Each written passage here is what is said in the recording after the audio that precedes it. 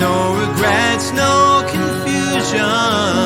There'll be no pollution. I'm so thankful I've decided to change my ways. Welcome back to the Leaving Eden podcast. We are your hosts. My name is Gavriel Hakohen. And I am cult expert and created To Be His Helpmeet survivor, Sadie Carpenter. How you doing today, Sadie? How's life? Life is great. Just got home from my brother's wedding in Alabama. It was fantastic. Mazel tov. And so big congratulations to my brother, his new wife. My emotional state today dealing with this book is mostly mad. Mad, but you're not like, it didn't horribly trigger you reading this book. Oh, it did. Oh, it did? Okay. Well, today we are reviewing Created to Be His Helpmeet by Debi Pearl and also Michael Pearl, but mostly Debi Pearl, but his name is on it too. And this is a book that is basically the expectations of what you are supposed to do if you are married as a woman in fundamentalism. This is your duties as a wife, and you have to live by this book. And if you don't, then bad things will befall you and your family. Yeah, and you may remember the child abuse manual that we read by these two earlier this year. We did an episode with Dr. Shoshana Fagan about their bad ideas about child rearing, and today we're going to hear about their bad ideas about marriage. I'll tell you, Gavi, I rarely involve my husband in my podcast topics unless there are a few things that I think he would usually be interested in. Like when we did the episodes on Liberty University, he had watched the documentary with me. So I was updating him on all the additional stuff I was finding. But I usually don't talk to him a lot about podcast topics. And, I thought because the theme of this book is submission that I should probably get his permission to make this. Kidding. No, I sat him down and read multiple passages from this book because I needed him to understand how bad it was. You've told me how bad it was. And then I read this book. I mean, it's just all of the things that we think there's no way they would actually say that out loud. They say that out loud. They say specifically all like it's right there in print. And we're going to talk about that today. And it's going to be tough. But before we get into that, the Leaving Eden podcast is the podcast about my BFF and co-host, Sadie Carpenter's life in and escape from the independent fundamental Baptist cult, the cult in which she was raised. We talk about this cult. We talk about other cults. We talk about religion. We talk about fundamentalism. We talk about the real and present threat that cults and cult ideologies pose to society as a whole. And it is our goal to promote freedom of mind, freedom of thought, and freedom of religion. So if you like our show, if you are a fan of our show, then there are some things that you can do to help support us. You can join our Patreon where we have bonus content. That's right. If you like our episodes, there are extended versions of most of our episodes where you get to hear like our extra discussion that just can't quite make it into the episode as far as like time constraints go. And those are all uploaded to the Patreon. So you can find that at patreon.com/Leaving Eden podcast. You can join our Facebook group and our subreddit. Both of those are called Eden Exodus. So you can go to our facebook.com/groups/Eden Exodus or reddit.com/r/Eden Exodus. Also, in case you missed it, not too long ago, there was a scandal, another scandal that just broke as far as the Department of Education investigating Liberty University. We came out with a special episode about that, and you can go back just a couple episodes ago and find that on our podcast feed if you're interested in listening to that.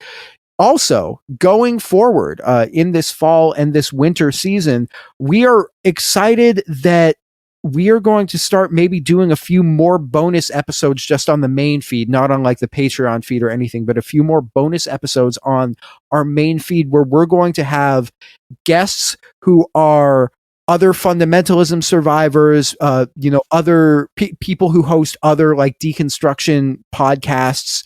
And we're going to have those going up, and I'm really excited to get to have those conversations with those people. Yeah, my dad used to say, all boats rise with the tide. And I'm excited to introduce our listeners to other creators in this deconstruction space, because I don't believe we lose anything by that. I think we just expose our listeners to a broader range of perspectives and experiences from people who have survived fundamentalism. As far as like speaking out about abuse goes, the more voices, the better. Absolutely. We're excited to be bringing you that kind of content coming in the fall and the winter. I don't know when the first one is going to drop but we hope that you guys will tune into those. And we hope that, the people that we're going to have on that also have their own shows, we hope that you'll also go over and support their shows as well. Sadie, do you want to give the big thank you to all of our patrons? I would love to. So our I Gave It All patrons are Kathleen Moncrief, Melissa Mosley, and Todd Dale on behalf of Madeline Antrim. Thank you so much to the I Gave It All tier patrons. Thank you guys so much. The Faith Promise Missions tier patrons are Alex P., Ali Allen, Anisha Patel, Autumn of Our Discontent, Brittany Brooke Tully, Krissa, Crystal Patterson, Dora J., Eleanor Donahue, Hannah Ross, Hope Norum, Horton Hears a Shane, Janine Callan, Jen Kaharski, Jessica Tambo, Jonna, Kat Hinwood, Kay Terwee, Kristen Marie, Learned Vixen, Linda Morgan, Lindsay Goss, Madeline Antrim, Madeline Cusick, Maggie Fink, Marlena Stuve, Marcia Millard, Mary Williams, Mary Martin, Megan Arndt, Rob the Methodist, Stephanie Johnson, Stephen Amy, Susie, Tara McNamara, and Wes the Cowboy. We would not be able to do what we do without our Faith Promise Missions, and I Gave It All to your patrons. You guys are the best. We love you. We love you. We love you. Welcome to all of our people. I've seen a lot of people joining us on Patreon over the last couple weeks. Wanted to give a shout out and a big welcome to all of those folks. And as always, thank you to the people who support us non-financially by sharing our show with other people, posting us on social media, leaving us a good review on whatever podcast listening app you use, promoting us to family, friends, or your social media audience. We appreciate all of that help as well. All right. Do you want to hit us with the TW and then we can get into the meat of the episode? Yeah, this one's going to be a humdinger.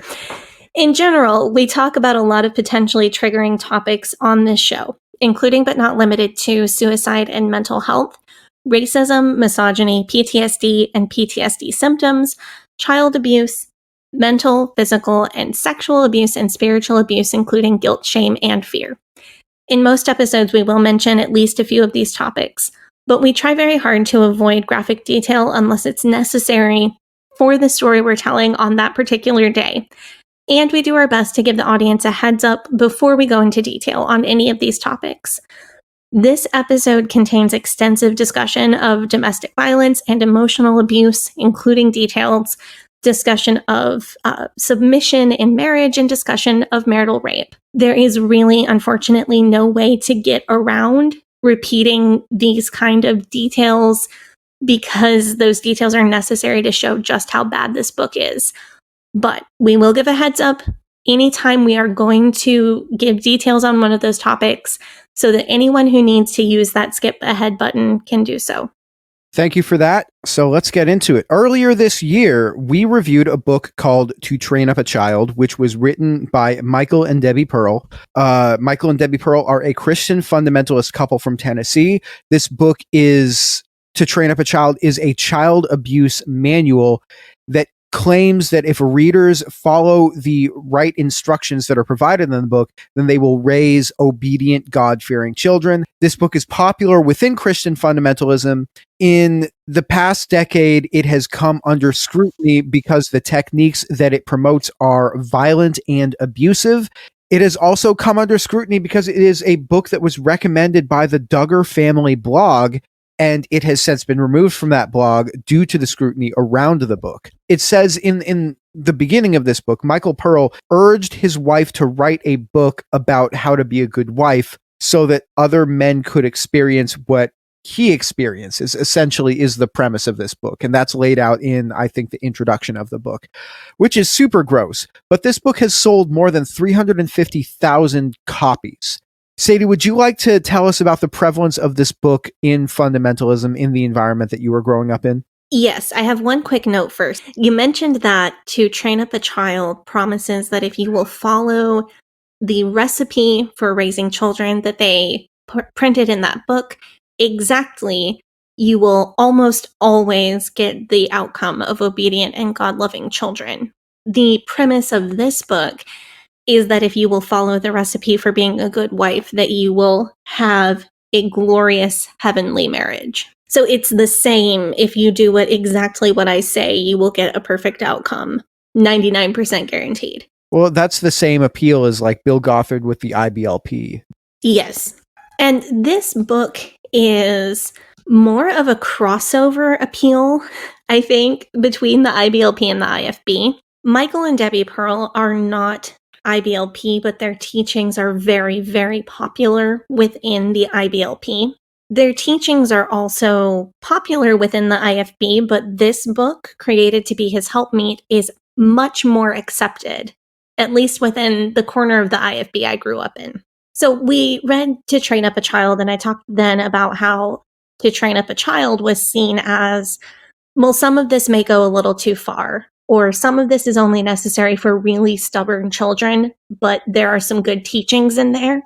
Virtually nobody that I knew growing up did the full blanket training method, for example. But Created to Be His Helpmeet was much more prevalent within my section of the IFB.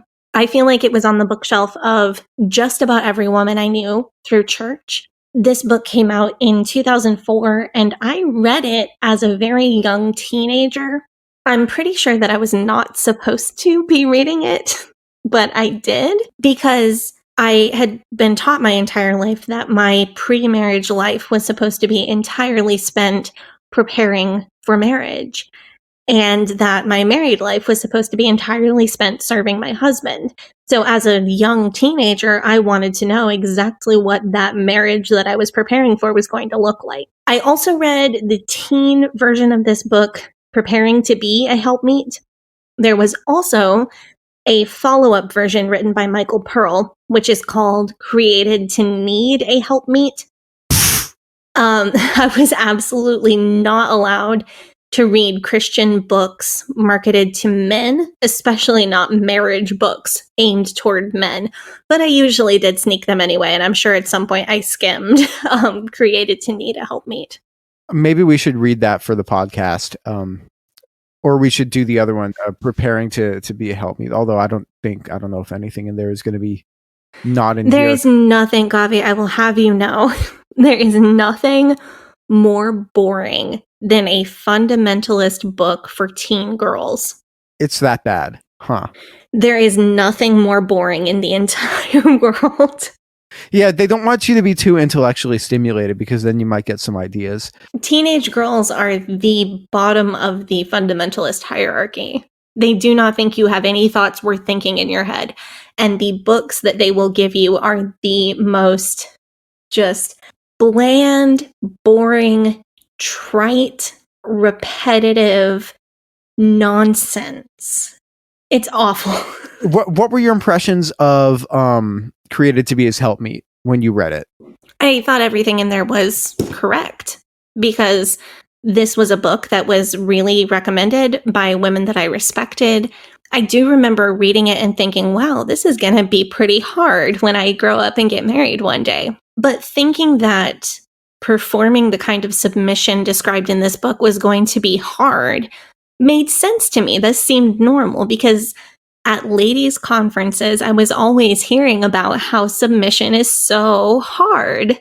So it made sense that as I was learning what would be expected of me as a wife, that it seemed like it was going to be hard because that fit right in line with the other messages that I was receiving from women in the church around me and from ladies' conferences. The message was, men are pretty stupid, but we're supposed to submit to them. And that's part of what makes it hard to submit. But God will magically work things out for you if you live in submission. And they never took the extra step to think, if these guys are so dumb, then maybe we shouldn't be submitting to them. No, like, men are dumb, but God magically helps them out.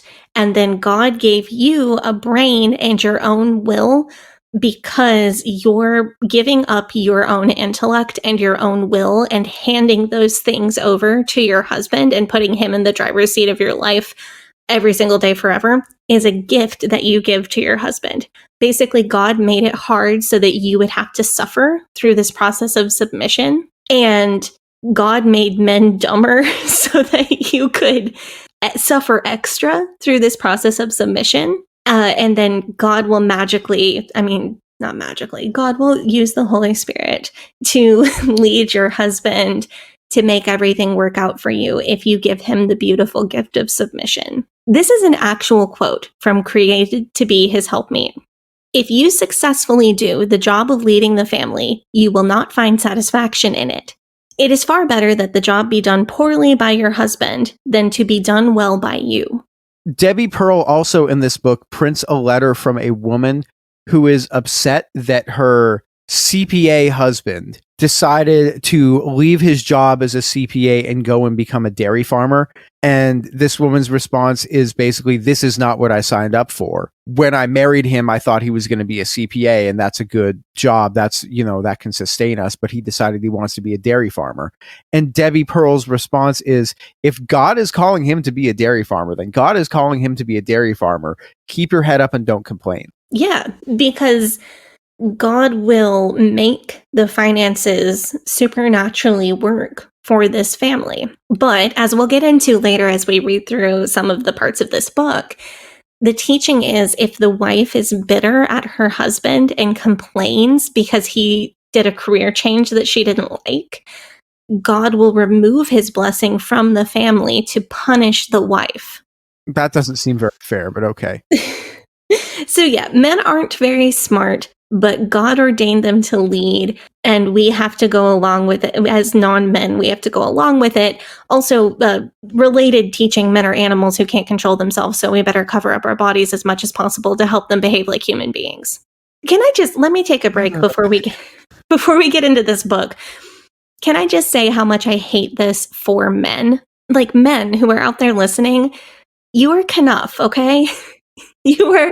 You are more than a mindless, rabid beast with muscles. You are a fully formed human with deep emotions and a meaningful inner life. You are capable of both practical and emotional intelligence, just as you are capable of physical strength. And those who tell you otherwise are trying to make you their boots on the ground to control and subjugate women, whether you want that or not.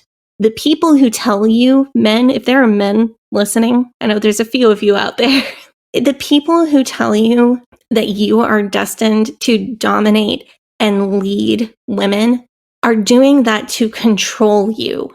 They are making you do their dirty work for them, and you don't have to stand for that. This doctrine, whether we see it in the religious world or the secular world, strips the humanity from both men and women and people who are neither by ignoring their existence entirely. According to this, you know who I think would be a great president? Well, not a woman, because she's going to blow the world up if she has access to the nuclear codes when she's PMSing hard. No, but for real. You know who would be a good president? Who? If we need men in leadership, and these are the qualities of men. Jaws. Not the Bond villain like the shark from the movie Jaws. Okay. Just vicious and dangerous and brainless. Yeah. But look at him go. So he must be a Mr. Visionary. Yeah, I think he's a Mr. Command Man. Okay. The worst superhero ever. Anyway, we'll get to So yeah, I read this book. I was way too young. I was so young and innocent, and I really regret how much this book influenced my perception of myself and my place in the world.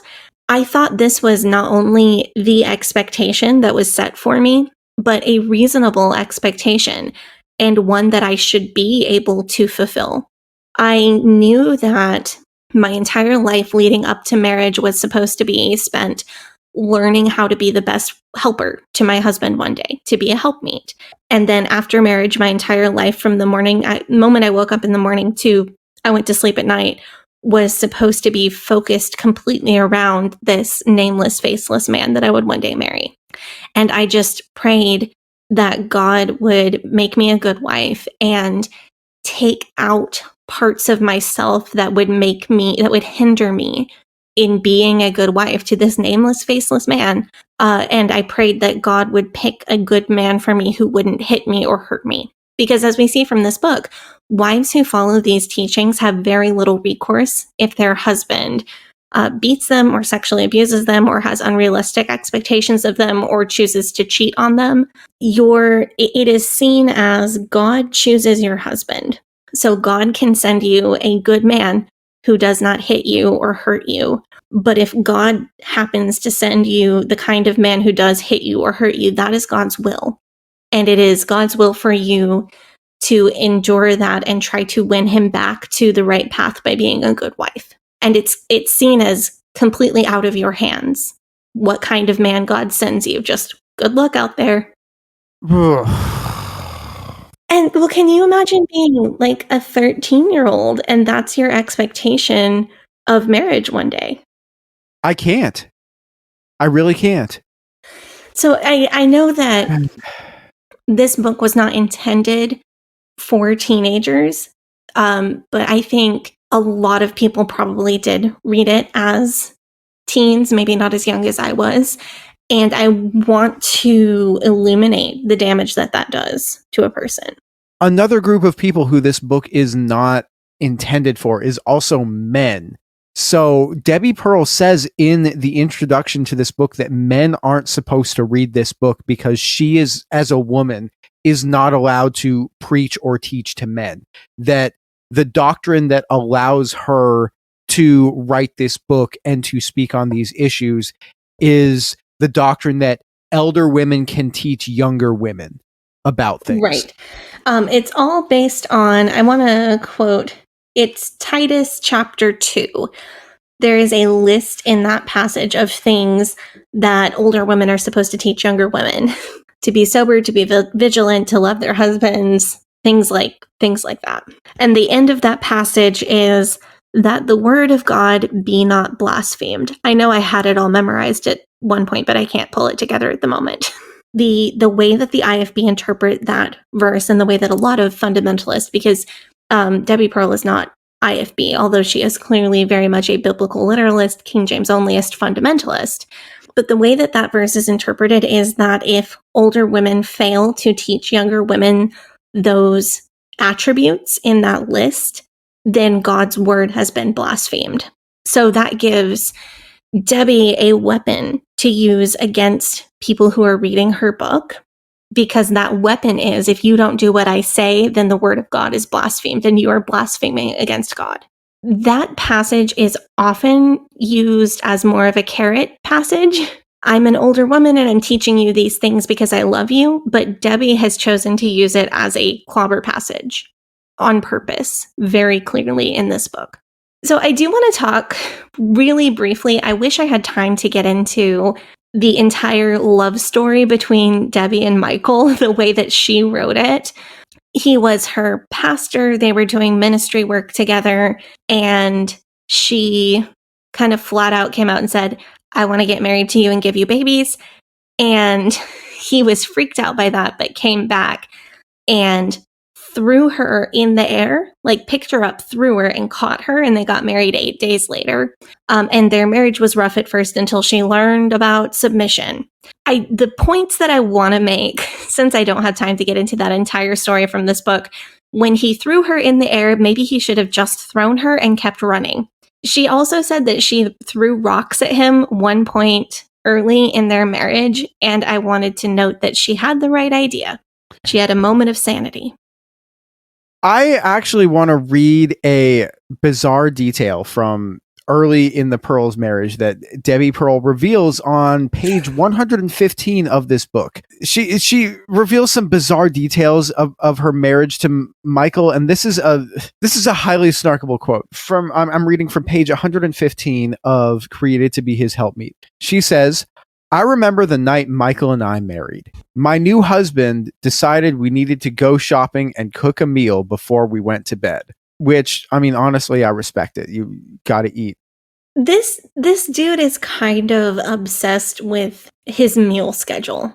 Having read both this and To Train Up a Child, this dude is like really, really into his precise meal schedule. Dinner is at 6 o'clock, like that kind of thing. Yeah, there's a bunch in To Train Up a Child about how to get your kids behaved enough that you can have dinner on time when your man comes home from work every single night, and how you can get kids to behave at the dinner table so that everybody gets to eat. And then there's a ton in this book about having dinner on time, serving your man nutritious meals, and associated garbage. Not the nutritious meals, that's good, I guess. And this kind of, maybe this will set the tone for the rest of the book. In the story that Debbie tells, she and Michael go to the grocery store less than an hour after they are married. So they got married. Then I guess they don't really have a reception. They're just like, let's go to the grocery store and get some food so we can go cook. And she notices that when they're at the grocery store together, he is buying beef that is at a bad price. And she points out to him that she thinks maybe he's spending a little bit too much on the beef, that there's better beef for less money. And he is shocked because nobody has ever in his life pointed out to him that he has ever done anything wrong before. Debbie then feels bad and blames Satan because he told her to point out to her husband that he is wasting money less than 1 hour after they are married. I must be Satan then, because that is 100% something I would do. I mean, you clip coupons for a living, not for a living, but like, I mean, you I clip coupons so that I can stand to buy the comfort foods that my husband wants, because I'm a submissive wife. Do you want to let us know like what the format of this book is like? So a decent amount of this book is taken up with a Bob Larson-esque, I got a letter from somebody and it asks the perfect question to illustrate the point that I want to make. Dear Debi Pearl, aka like Dear Krabby. That's good. Before this book was published, the Pearls had a popular fundamentalist website, and they published tons and tons of articles along the same topics that are going to be discussed in this book. People would email in to the website to get an answer from the Pearls about whatever questions it was that they had. And some of those emails have been printed, hopefully with the writer's permission, in this book. So Debbie will print the email and her original response and then expound on what she believes to be the scriptural reasons why she gave the response that she did. So this book was originally published in 2004, but the edition that I'm reading from is from 2010. Anyway, the main point of this book is, as we've said before, if you are in a marriage, God has chosen this man for you to be your leader, and it is your job to make his life as easy as possible so that he can lead your family in the right direction. And if you are hard-headed or you have opinions or you bring too much of yourself and your personality into the marriage, then your husband will acquiesce to a more secondary role and will not be the leader that he was chosen to be by God.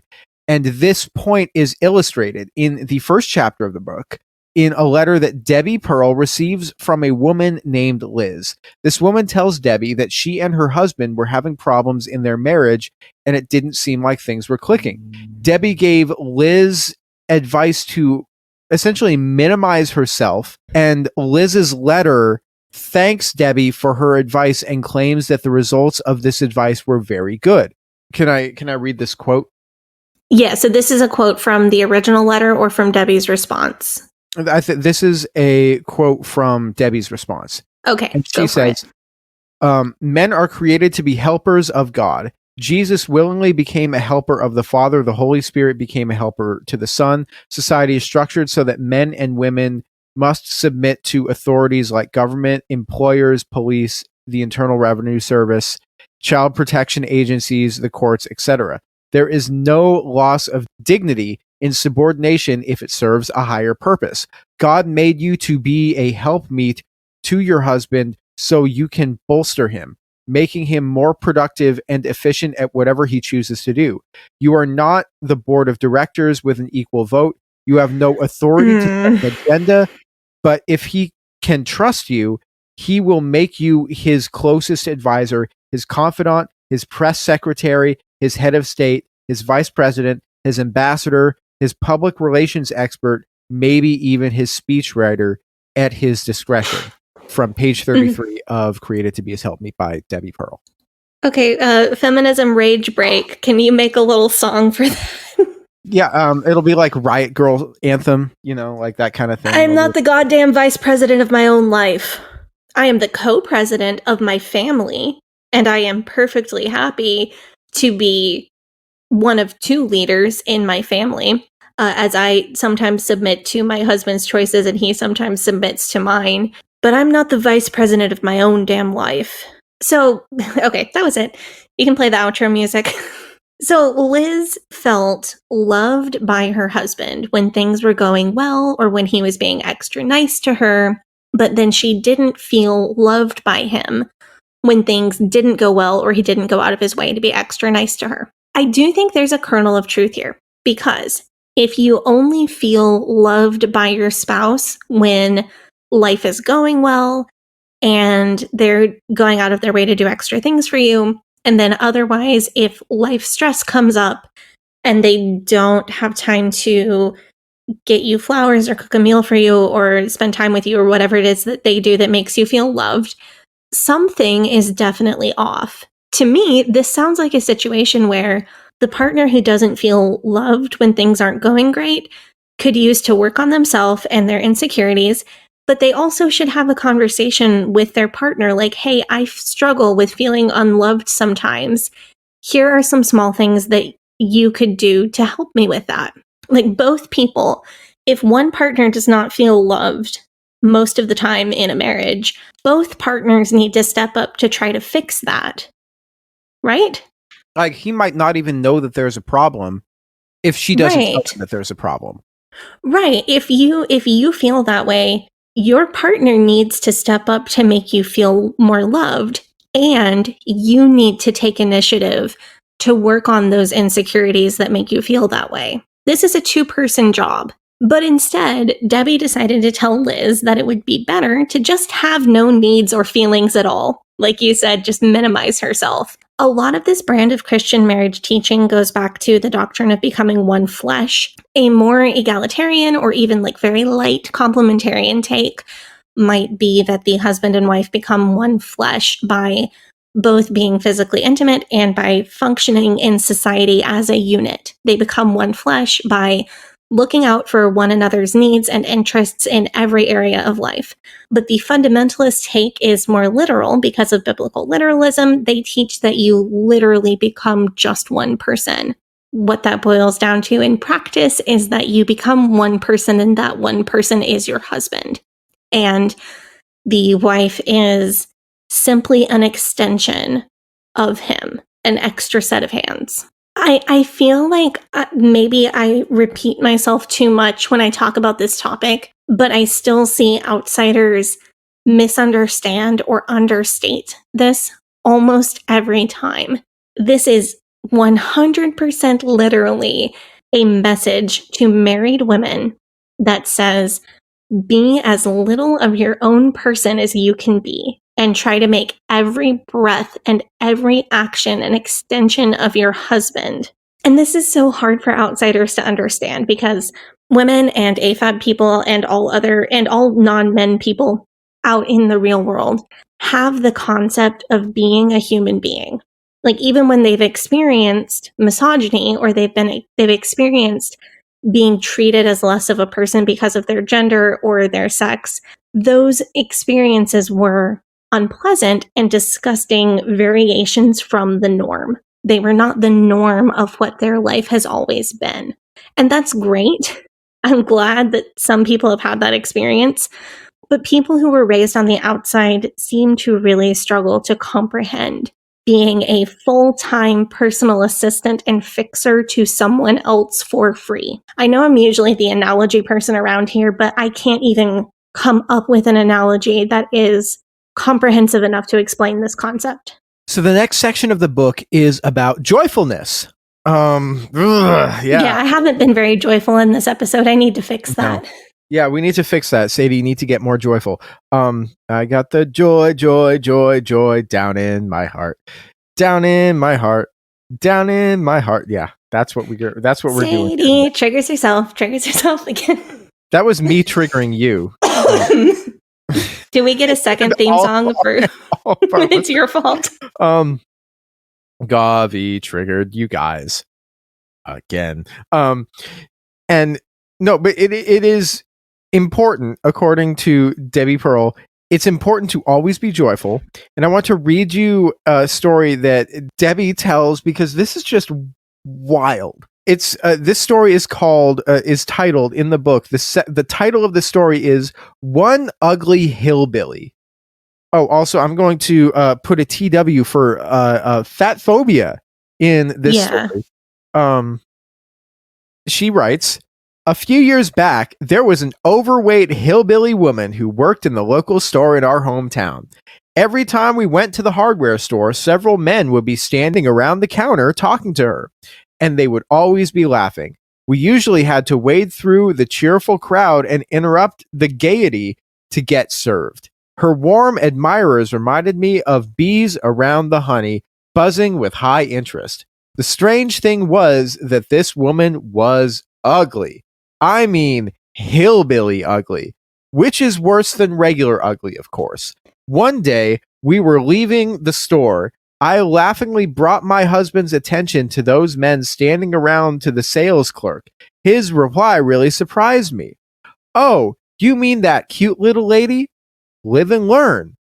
A few weeks later, we saw her in the grocery store. She was mad at her very obese daughter for grabbing a handful of candy.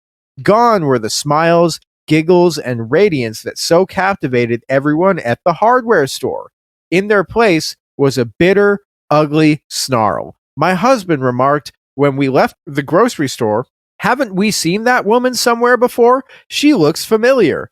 But I just can't place her. When I told him who she was, he was stunned. No, it's not possible. It just can't be her. The woman in the hardware store does not look like that. I could see the truth dawn on him, and he was so disappointed.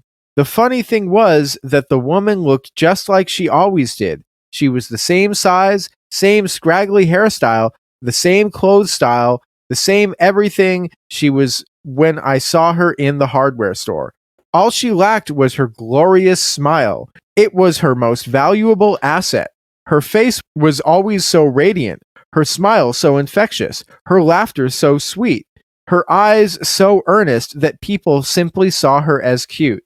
I don't know if she has a husband, but I am sure she could have had a dozen different men in that small town, as long as they never saw her in the grocery store mad at her daughter.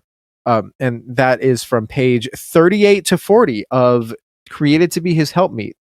In the 2011 edition, because mine is different. Number one, there was no point in unnecessarily fat shaming a child. That was extraneous and could have been cut, and it would have made no difference to the story. Debi's just being mean on purpose, bullying a child. Surprise, surprise. Also, it kind of sounds like Debi has a crush on this lady. Low key, yeah.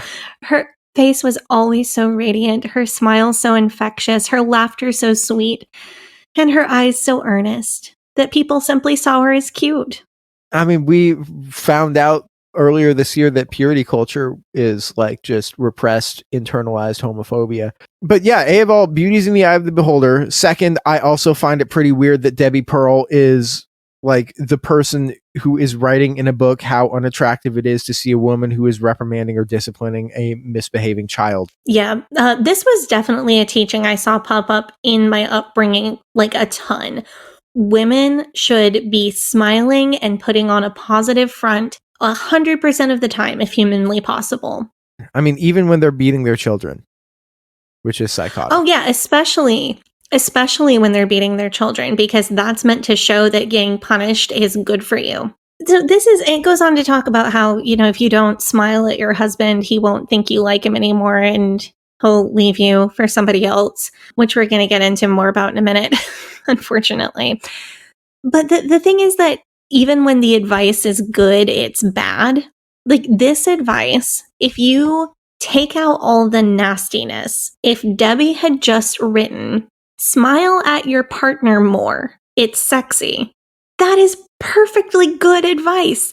It doesn't need to be gendered. It doesn't need to be nasty. But making a point of smiling at your partner is great marriage advice. Like, we forget to let our smile like light up the room when our spouse walks into the room. Especially like those of us who have been in a long-term relationship for a while or married for a while, we maybe still feel a little bit of that joy and those butterflies that we did way back when we met that person. You felt butterflies when they walked in a room. You smiled every time you saw them because you were just so happy to see them.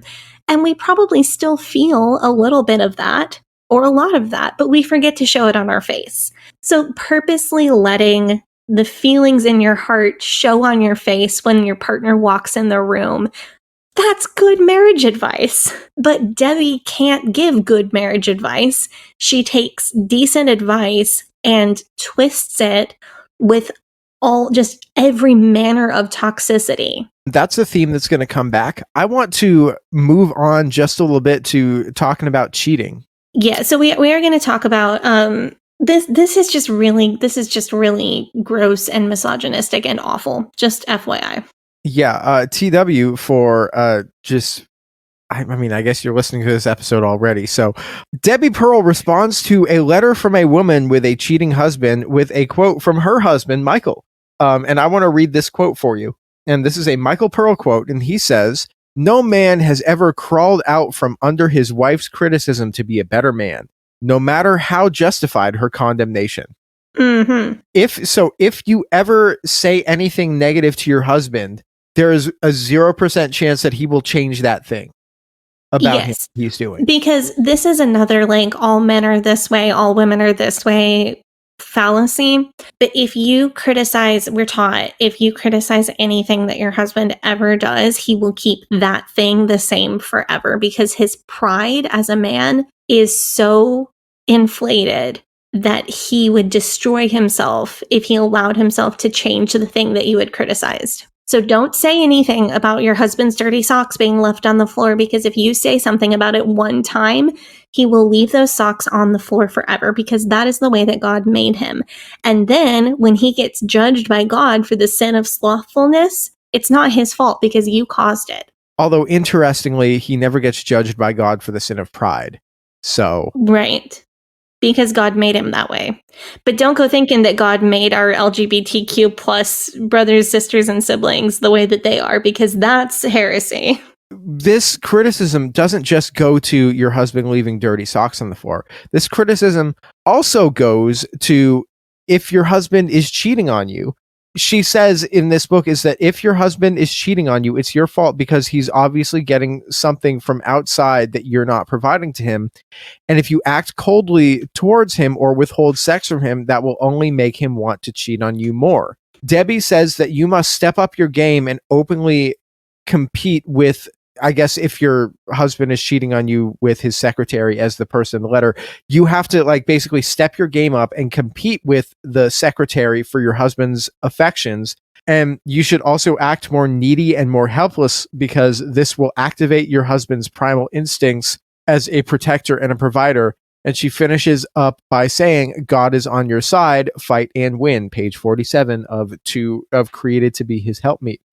And this is a doctrine that we have talked about before. This is prevalent in fundamentalism, but this is also weirdly a doctrine that like incentivizes men to cheat on their wives, which makes sense because this is like a doctrine that was clearly invented by men. Because so like if you cheat on your wife, then now she's never going to leave you. She'll just now have to put in twice as much effort because she knows that she's replaceable. This is like comically toxic. This is like the gospel according to Future level of toxic.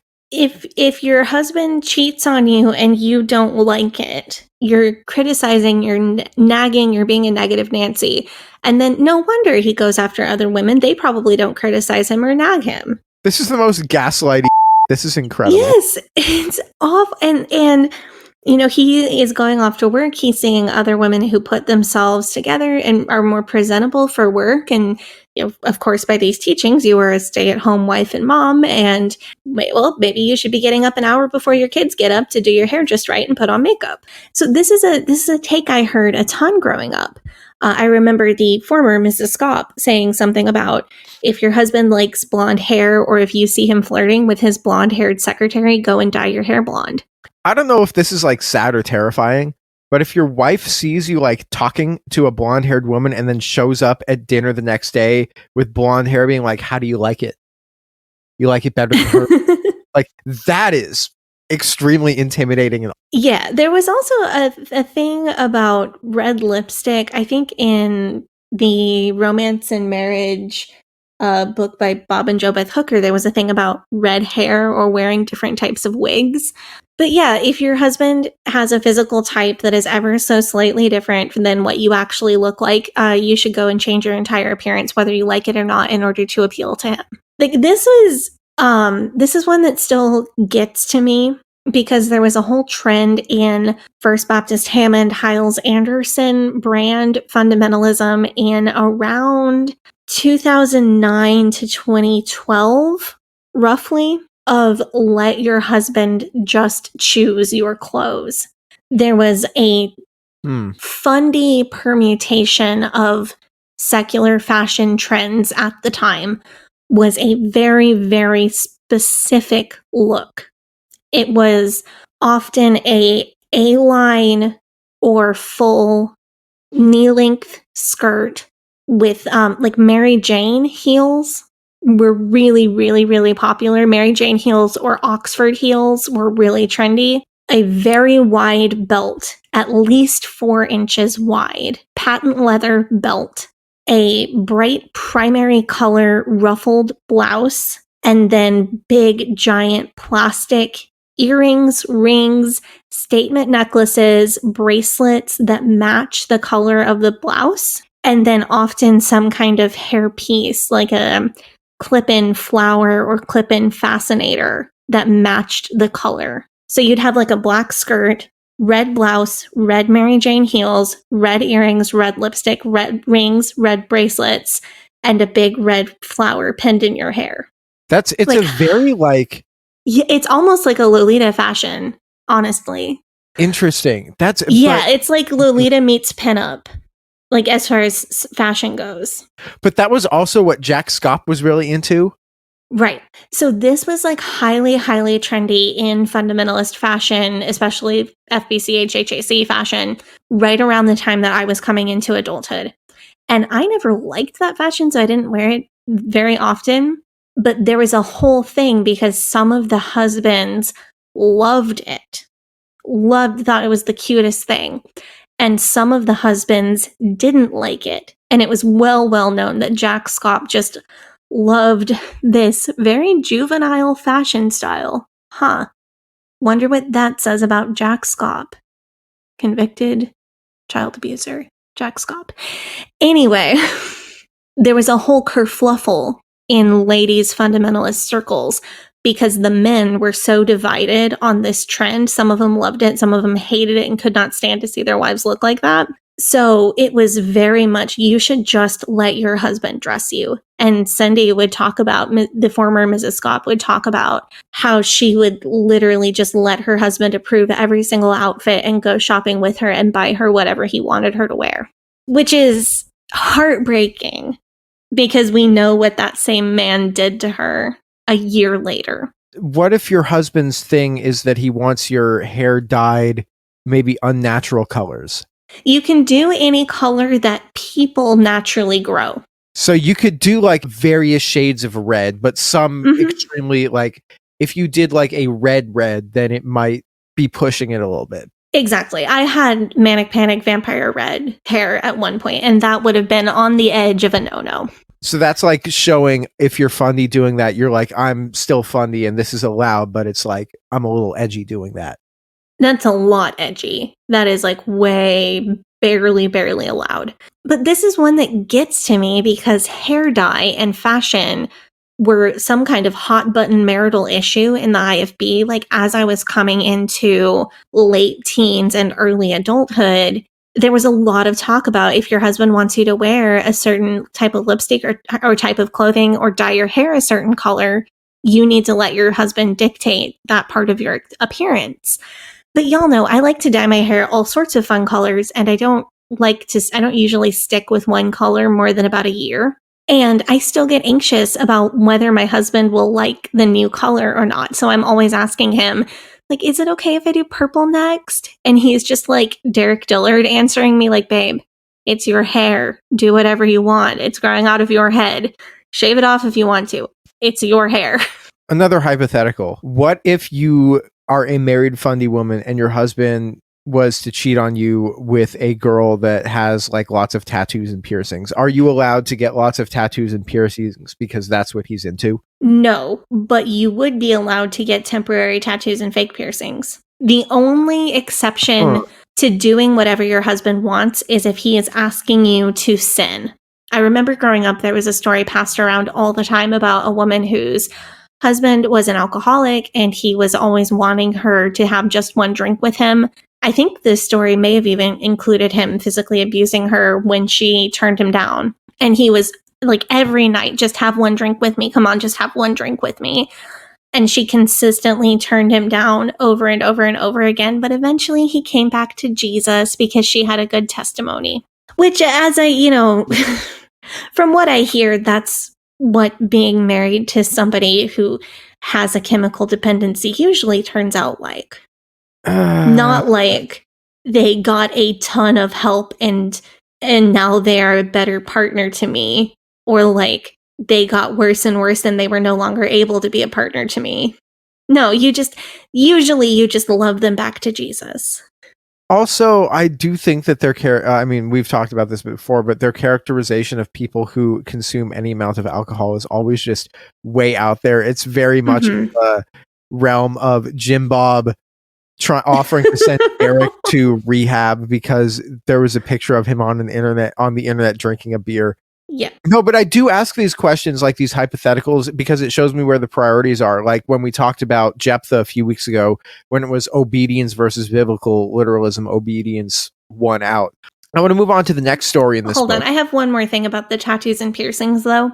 Oh, go for it. Let's say your husband really has a thing, like a sexual thing for tattoos and piercings, and he asks you to buy a bunch of fake tattoos and a bunch of fake piercings and put them all over yourself because like that's what really turns him on. And let's say that you as the wife in this hypothetical really do not like how that looks on your body and it bothers you to see your body with a bunch of fake tattoos and piercings on it because that's not how you want to look. You are still expected to do it. Like 100%. You have to do it. Because if your husband has like a sex thing that is not explicitly sinful by their standards and will not physically harm you, you are absolutely 100% expected to do it. I mean, and there's a lot of people out there and there's a lot of couples out there where one person will have a thing that they're into and their partner will be like, this isn't for me, but I'll do it for you. And that's perfectly fine. Yeah. And what's the difference, Gabi? The difference is that you are coerced into doing it and you are told you have to do this and you don't have the option of saying no. Yeah. Consent. Because when you only have one option or one viable option in a scenario like that, there is no opportunity for consent. There is, because consent requires the person doing the consenting to have another choice, to have an out or another viable option.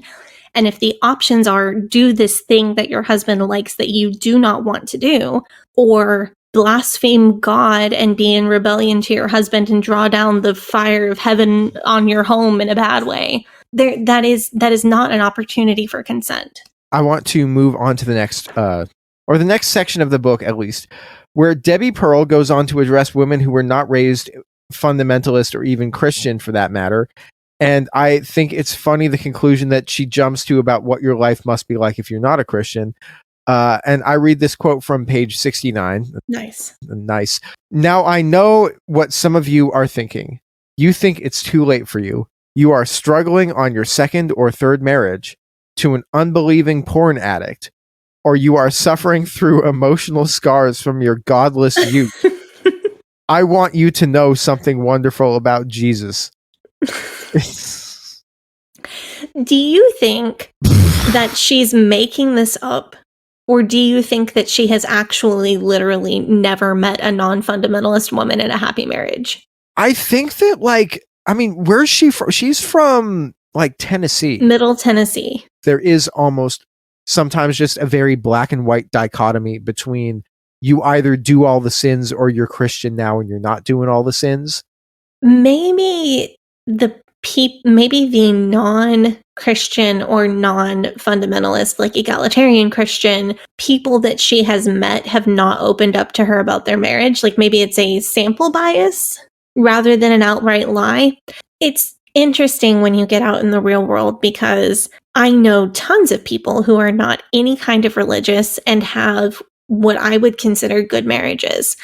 I know people who are stay-at-home moms for non-religious reasons because it makes the best sense for their family. I even know people who got married to their first ever sexual partner for non-religious reasons and are happy and have good marriages. Like you meet all sorts of people when you get out in the real world and you realize that it's not all or nothing. So I want to read this next letter. And this one, okay, so we're going to say TW on this one for spousal abuse and domestic abuse. No details, but so this letter says, "Dear Debbie, how can I have a merry heart when my husband treats me harshly? Do I just pretend he is a good man instead of a lazy TV watching selfish jerk? Do I just let him walk on me? How can I have a merry heart when all I feel is pain?" Her response to this is, it doesn't take a good man or even a saved man for a woman to have a heavenly marriage, but it does take a woman willing to honor God by being the kind of wife God intended. Ugh. Yeah, it's literally, there are a lot of letters in this book that bring up the husband watching TV and the wife does not approve of having television in their home at all. She can't criticize him. She can't ask him to stop watching it because that's criticism and then he'll never change it. And then she's got a negative spirit. But she feels a religious conviction that they should not have TV in the home at all. So, well, my husband's supposed to be my spiritual leader. He's supposed to be the one who's setting the standards for the home. And I do not feel like his standards are anywhere close to where they need to be. What the heck am I supposed to do? This one is just hard to read because she says, all I feel is pain. That's not something that somebody writes lightly. No. Not a grown adult. Like a teenager might write that if they're like really in their feelings about something, but like a grown adult, right? Like a grown married adult woman. Right, with children. Writing, all I feel is pain. Or possibly having children. And Debbie just says, well, you just need to be the right kind of wife. And she writes 3 pages where she tells the woman that God intended this marriage and that she should just suck it up and smile and be obedient and be subservient. And I think that one of Debi Pearl's most interesting characteristics here is like her willingness to say the quiet part out loud. I mean, it's just basically, if your husband is abusing you, just like suck it up and take it and be sweet and be kind to him, and he will hopefully appreciate you and come back to the Lord. And I want to direct you to a chapter called The Beginning of Wisdom, which is on page 91. She quotes 3 different books from the Bible, and the quote that she quotes reads, "Fear of the Lord is the beginning of wisdom."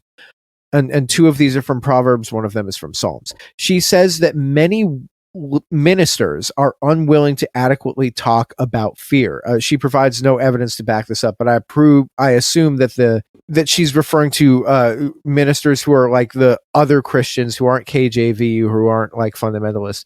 And the point that she's making in this chapter is that if you aren't adequately afraid of God, then you will make poor life decisions and your life will turn out badly as a result. She also makes it clear that she doesn't mean fear as in like fear with a little f, like if I make bad decisions, there will be natural consequences to those actions that might affect me or other people. She means like capital F fear, as in if I disobey the commandments, then God will curse me. From what we know about Debi Pearl, this makes absolute sense because in the spring, when we reviewed To Train Up a Child with a mental health professional, Dr. Shoshana Fagan, we discussed Lawrence Kohlberg's 6 Stages of Moral Development, and how fundamentalism and these Pearl books especially are created to never let people advance past the first stage of moral development, which is obedience and punishment. And by harping on fear of God and fear being the beginning of wisdom, she once again espouses the belief that the point of existing is to avoid displeasing the Lord and then avoiding receiving punishment. Reading this book almost makes me feel sorry for her, but like having a peek into her mind is upsetting. I consider just how miserable her existence must be if she sees no other purpose in her life than avoiding punishment. But I don't feel too sorry for her, because her unwillingness to grow to a higher plane of moral development and deconstruct this belief, and instead continue to be an advocate for abuse and for abusers, and continue to enforce oppression on other women, like, I think that she's pitiful. I said this one hurt to read. Yeah, it does. Because if you're taught that disappointing your spouse at all is equivalent to disobeying and blaspheming God, then putting the right amount of salt in your husband's breakfast kind of becomes a big freaking deal. Wearing exactly what he wants and looking the way he wants you to look becomes a very big deal. Little things like the AC temperature in the car, or big things like him wanting another baby when you don't. All of these are commandments directly from God, and disrespecting your husband is exactly equivalent to disrespecting God. There's a letter later in the book that we don't have in our notes document here, where a woman talks about wanting to be quiverful. She wants to keep on having more babies, and her husband did not. Her husband wanted her to use some form of birth control. She refused because she believed, by her fundamentalist beliefs, that she incorrectly believed that many forms of hormonal birth control are abortive, which is incorrect, but is a very common misconception in fundamentalism at large. And her husband ended up leaving her with 5 children because he refused to have sex with her because she refused to use any kind of birth control. And Debi Pearl blamed this woman. Debi said, well, look at you. Now you're all alone because you didn't listen to what your husband said. You should have respected God more. That's crazy. The tagline on this book is, discover how God can make your marriage glorious. Gabi, you're a man. Would you agree with me that men like to get their way? I mean, I think everyone likes to get their way. Yeah, that's it. People like to get their way. The gender is, that was a trick question. The gender is really irrelevant here. People like to get their way.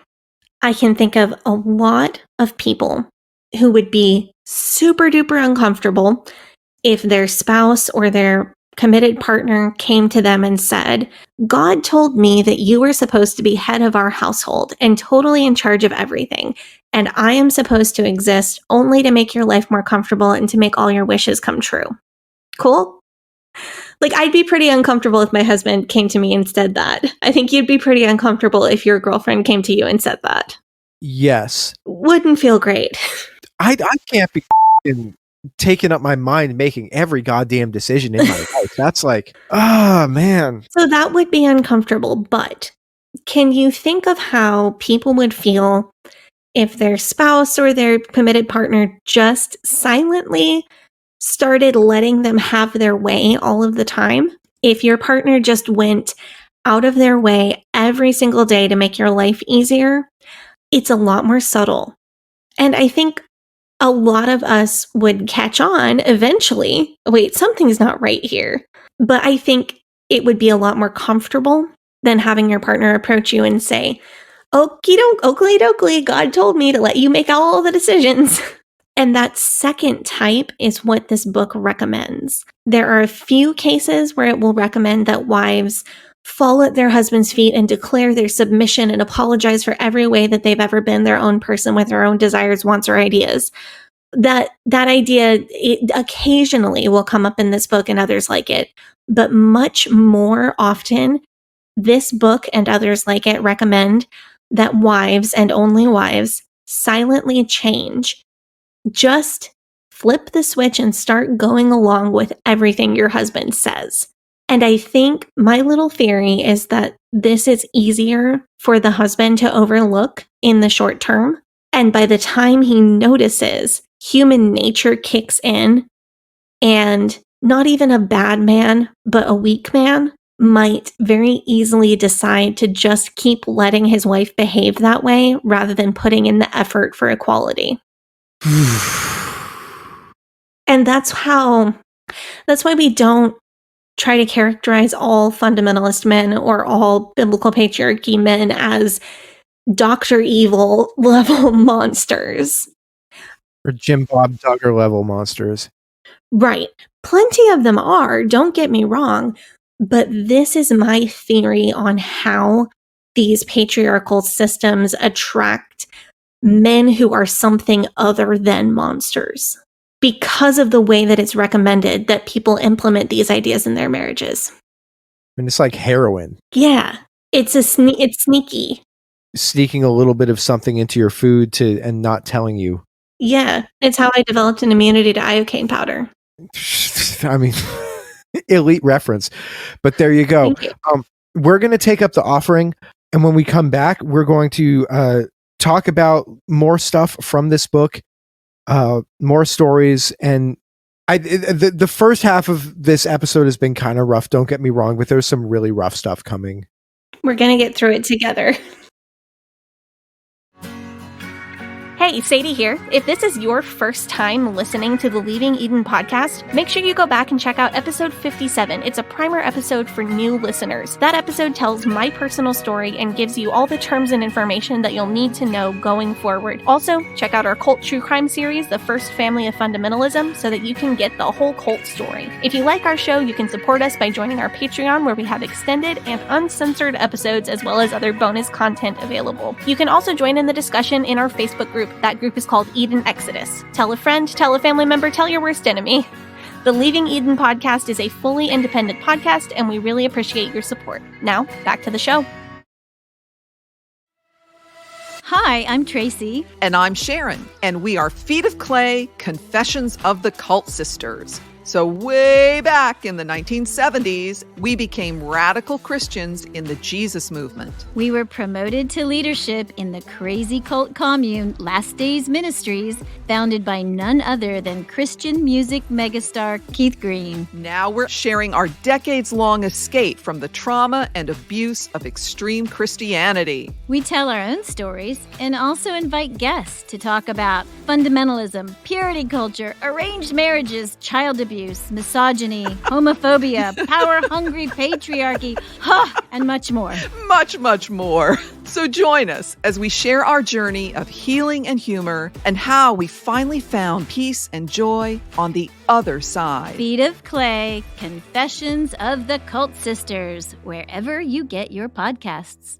We are back from our break. We are talking about, Sadie, over the break, I was thinking about this. You know, Lori Alexander, The Transformed Wife. Mm-hmm. This is the book that Lori Alexander read, and it convinced her to change. This is the book that turned her into the transformed wife. That she read this book, and she's like, I am transformed now, and I'm going to submit to my husband. Yeah, this is the one. And that's why I kind of hate Debi Pearl more than I hate Lori Alexander. Because she's like the big bad. She's the one that influenced it. Yeah, and because Lori is, I feel like Lori is not mentally fully culpable. Like, she's horrible, and she is culpable for the nasty, nasty things that she says, but she's not mentally 100% there. I think Debi is more in control of her own life and chooses. Debi's is more of an intentional choice to hurt others. But the thing that made me think of that was I was just remembering how fat phobic J-Rod also is. And then I made J-Rod has been heavily influenced by Debi Pearl. And I remembered how much we talked about that in our episode with Jen that we did when we talked about Lori Alexander. But this is the book that, without this book, we would not have the men prefer debt-free virgins without tattoos banger tweet that Lori Alexander gave us. We would not have the men prefer debt-free virgins without tattoos Riley Reid meme that got made out of it.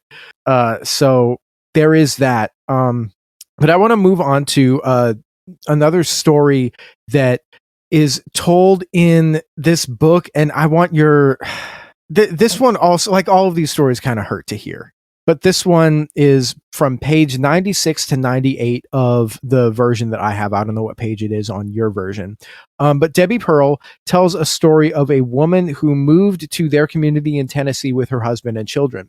This woman had pushed her husband to give up his successful business career to basically stay at home with the children and live on what God provides. This turned out to be a ruinous decision. They kept having more children and they ran out of money because nobody was working. And when they did get some money, this woman's first instinct was to tithe it to the church, which Michael and Debi Pearl cautioned against. If you or I were looking at this story, you could see that clearly this woman has been taken in by some cult-like thinking, some magical thinking, possibly believing some prosperity gospel or televangelist version of Christianity, and she needs to deconstruct that so that she stops bringing financial ruin and calamity upon her family. Michael and Debi Pearl's response to this is she believed she was bringing her husband closer to the Lord, but rather than being her husband's helpmeet, she was trying to be his conscience instead. And that is a bad role for women to play. Women's intuition is actually rebellion against God. Well, women thinking at all is actually rebellion against God. I don't know. It just bothers me so much that they're willing to say, yes, this is your fault that you made this decision and it was a bad decision. But rather than saying, whoever you're listening to who is telling you to do this, or whatever you is convicting you of telling you to do this, that's a bad and they shouldn't be doing that because clearly this is bad and this shouldn't be happening. Rather than saying that, their thing is, well, clearly it's because you're a woman. The whole thing over and over again is, even if you feel like your husband's choices are not good, you still should go along with them. Also, like the thing that I'm thinking about when she says that when they finally did get their hands on some money, she wanted to tithe it back to the church. That's not a belief that just pops up in somebody's head. That's a belief that comes from somewhere. That's a belief that somebody from a pulpit will have been preaching to this person, to this woman. Right. But in true Christian patriarchy, your husband is your direct authority, not your pastor. The pastor is the direct authority over the men. So if your husband and your pastor say something different, you are supposed to go with what your husband says. I have a quote here that I think is just like gross, but I just wanted to call attention to it because it jumped out at me. And she says, by the time many women are entering their 40th year, they are teetering on the edge of mental instability. They have spent several years of their life irritated at their husbands, daily feeling hurt and responding with coldness and bitterness instead of practicing being thankful and merry. They are practicing bitterness. Follow-up quote, do you think God could have used Mary for the mother of Jesus if she had allowed herself to become an emotional wreck when her environment was not clean or orderly? That is a quote, man. That is... Yeah, this is after a story where a wife told her, like, a wife thought they needed to get gas, and the husband did not think they needed to get gas, and she would normally feel really anxious about it. And I wanted to scream to him to go back in the city and get gas. I could see the gas gauge. It was totally empty. I kept quietly raging to God that this was the exact reason why I had to take control, since he is the most irresponsible man and does not make wise decisions. I was so nervous I was almost sick. But for the first time, I kept my mouth shut. And because she kept her mouth shut and did not criticize her husband about the gas, God provided a gas station where he was able to get gas instead of leaving there leaving them in their car with all of their children stranded in the middle of nowhere in the mountains. God provided a gas station. God provided a gas station because this letter writer just decided to not have anxiety or not act on her anxiety. ExxonMobil is God's favorite company. Well, and like as a person who like it resonates deeply. I was so nervous I was almost sick. Like this woman has anxiety. That's just called like you have an anxiety disorder and your husband is being your husband is being very inconsiderate and irresponsible by doing things that he has a reasonable reason to know will activate your anxiety disorder.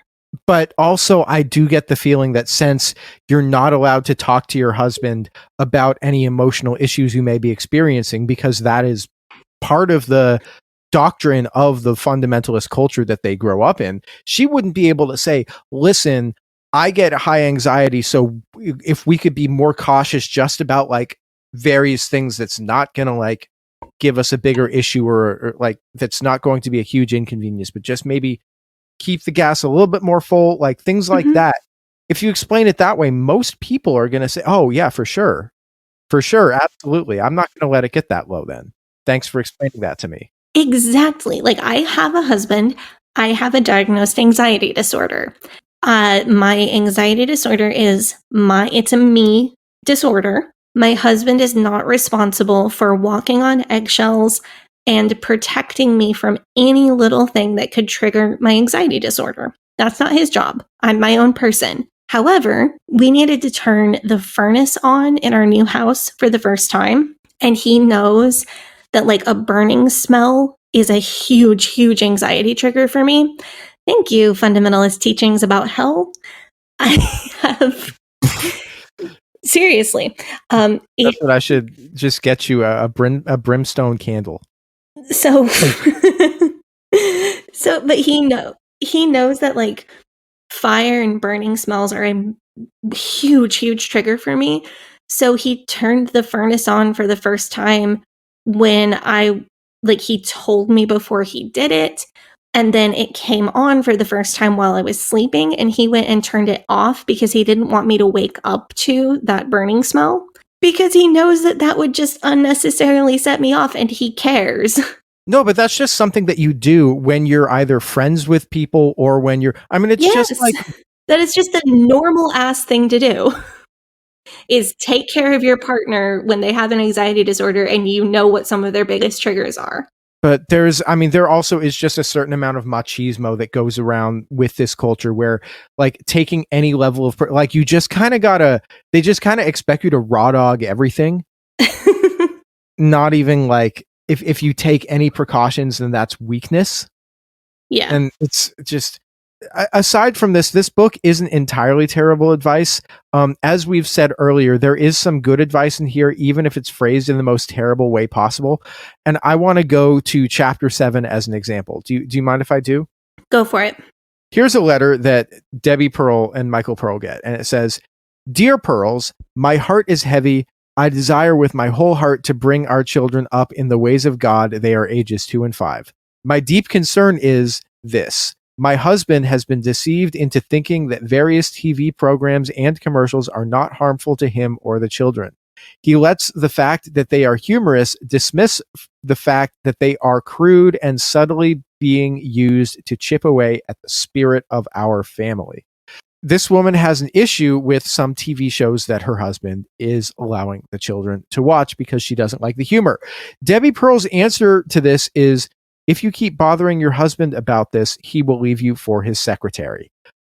And she goes on to paint a dramatic picture of what life is like for a divorced single mother. Like she says, in an ideal world, he would raise his standards, but if you keep nagging him, then the outcome will be the worst because these children will grow up without a father. What I think is interesting is, I mean, go to chapter 7. It's right at the beginning of chapter 7 is she tells this story. Because usually fundamentalism is stricter is always better. But as we've talked about today, you have to follow your husband, and following your husband supersedes the stricter is always better doctrine.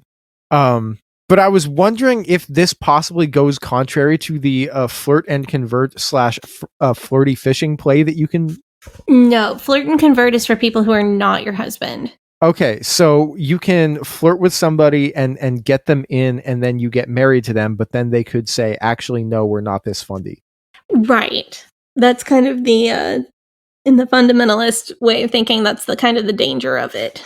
So is that encouraged, or is that like it's a risk, like it's a risky play? But really, so the IFB do not really encourage flirty fishing type stuff at all. You will hear people like Carissa Collins talks about going to nightclubs and then finding men and witnessing to them or trying to get them to go to church with her. Like that was her play. It's really not encouraged in the IFB, because if you flirt with somebody and then don't get married, you gave them a tiny piece of your heart that you will never get back. And you don't want to do that, because you want to have a whole and pure heart to give to your future spouse on your wedding day. well, according to Ginger Duggar, Jesus can provide you with a new heart whenever you want. Jesus. So the IFB really very rarely uses that kind of method beyond like, I'm a pretty girl and I'm smiling at you and telling you about Jesus. Like that's about as far as it goes for the IFB. You do see people like Jill Rodriguez, who her husband came into the church and she was a teenager, and she kind of was hoping that he would continue to convert to IFB so that they could get married one day. She was very much younger than him. 7 years younger, by which I mean she was 13 and he was 20. Yikes. Yeah. But the actual like flirty fishing is not an IFB tactic. It will very rarely be used. Like you will see IFB women who flirted with a non-IFB man, got him to come to church, he did fully convert, and then they became a fundy family together. But typically what I saw in the IFB is those men are the most devout. They're not the ones who are going to turn around and say, actually, I'm going to watch TV with commercials in front of our kids. Huh, that makes sense, because it does seem like the people who came to it later in life are the ones that have to almost prove it more. Mm-hmm. Can I move on to chapter 8? Because chapter 8 is the male archetype chapter. I know you have something to say about this chapter. So in chapter 8, Debi Pearl wades into the Andrew Tate lane by declaring that there are 3 kinds of men. It is not, in fact, alphas, beta cucks, and sigma male grind set, #millionaires club, #rise and grind, #same 24 hours. These 3 archetypes of men represent the 3 sides of God. So it's the Father, the Son, and the Holy Spirit. However, she then goes on to say that while some men represent a combination of the 2, no man can represent all 3, because if he could represent all 3, then he would be perfect, and the only person to ever represent all 3 is Jesus. But this doesn't make sense, because Jesus is also one of the 3 sides of God that is the basis for one of the Debi Pearl masculine archetypes. Okay. Sigma grind set. Okay, so can I tell you about these 3 masculine archetypes? Please, I desperately need to know who the 3 masculine archetypes are. Because they're just too funny. The 3 masculine archetypes are Mr. Command Man, which is based on God the Father, also worst superhero ever. Mr. Command Man sounds like a man that Laurie Alexander would thirst after if he was foreman at a construction site.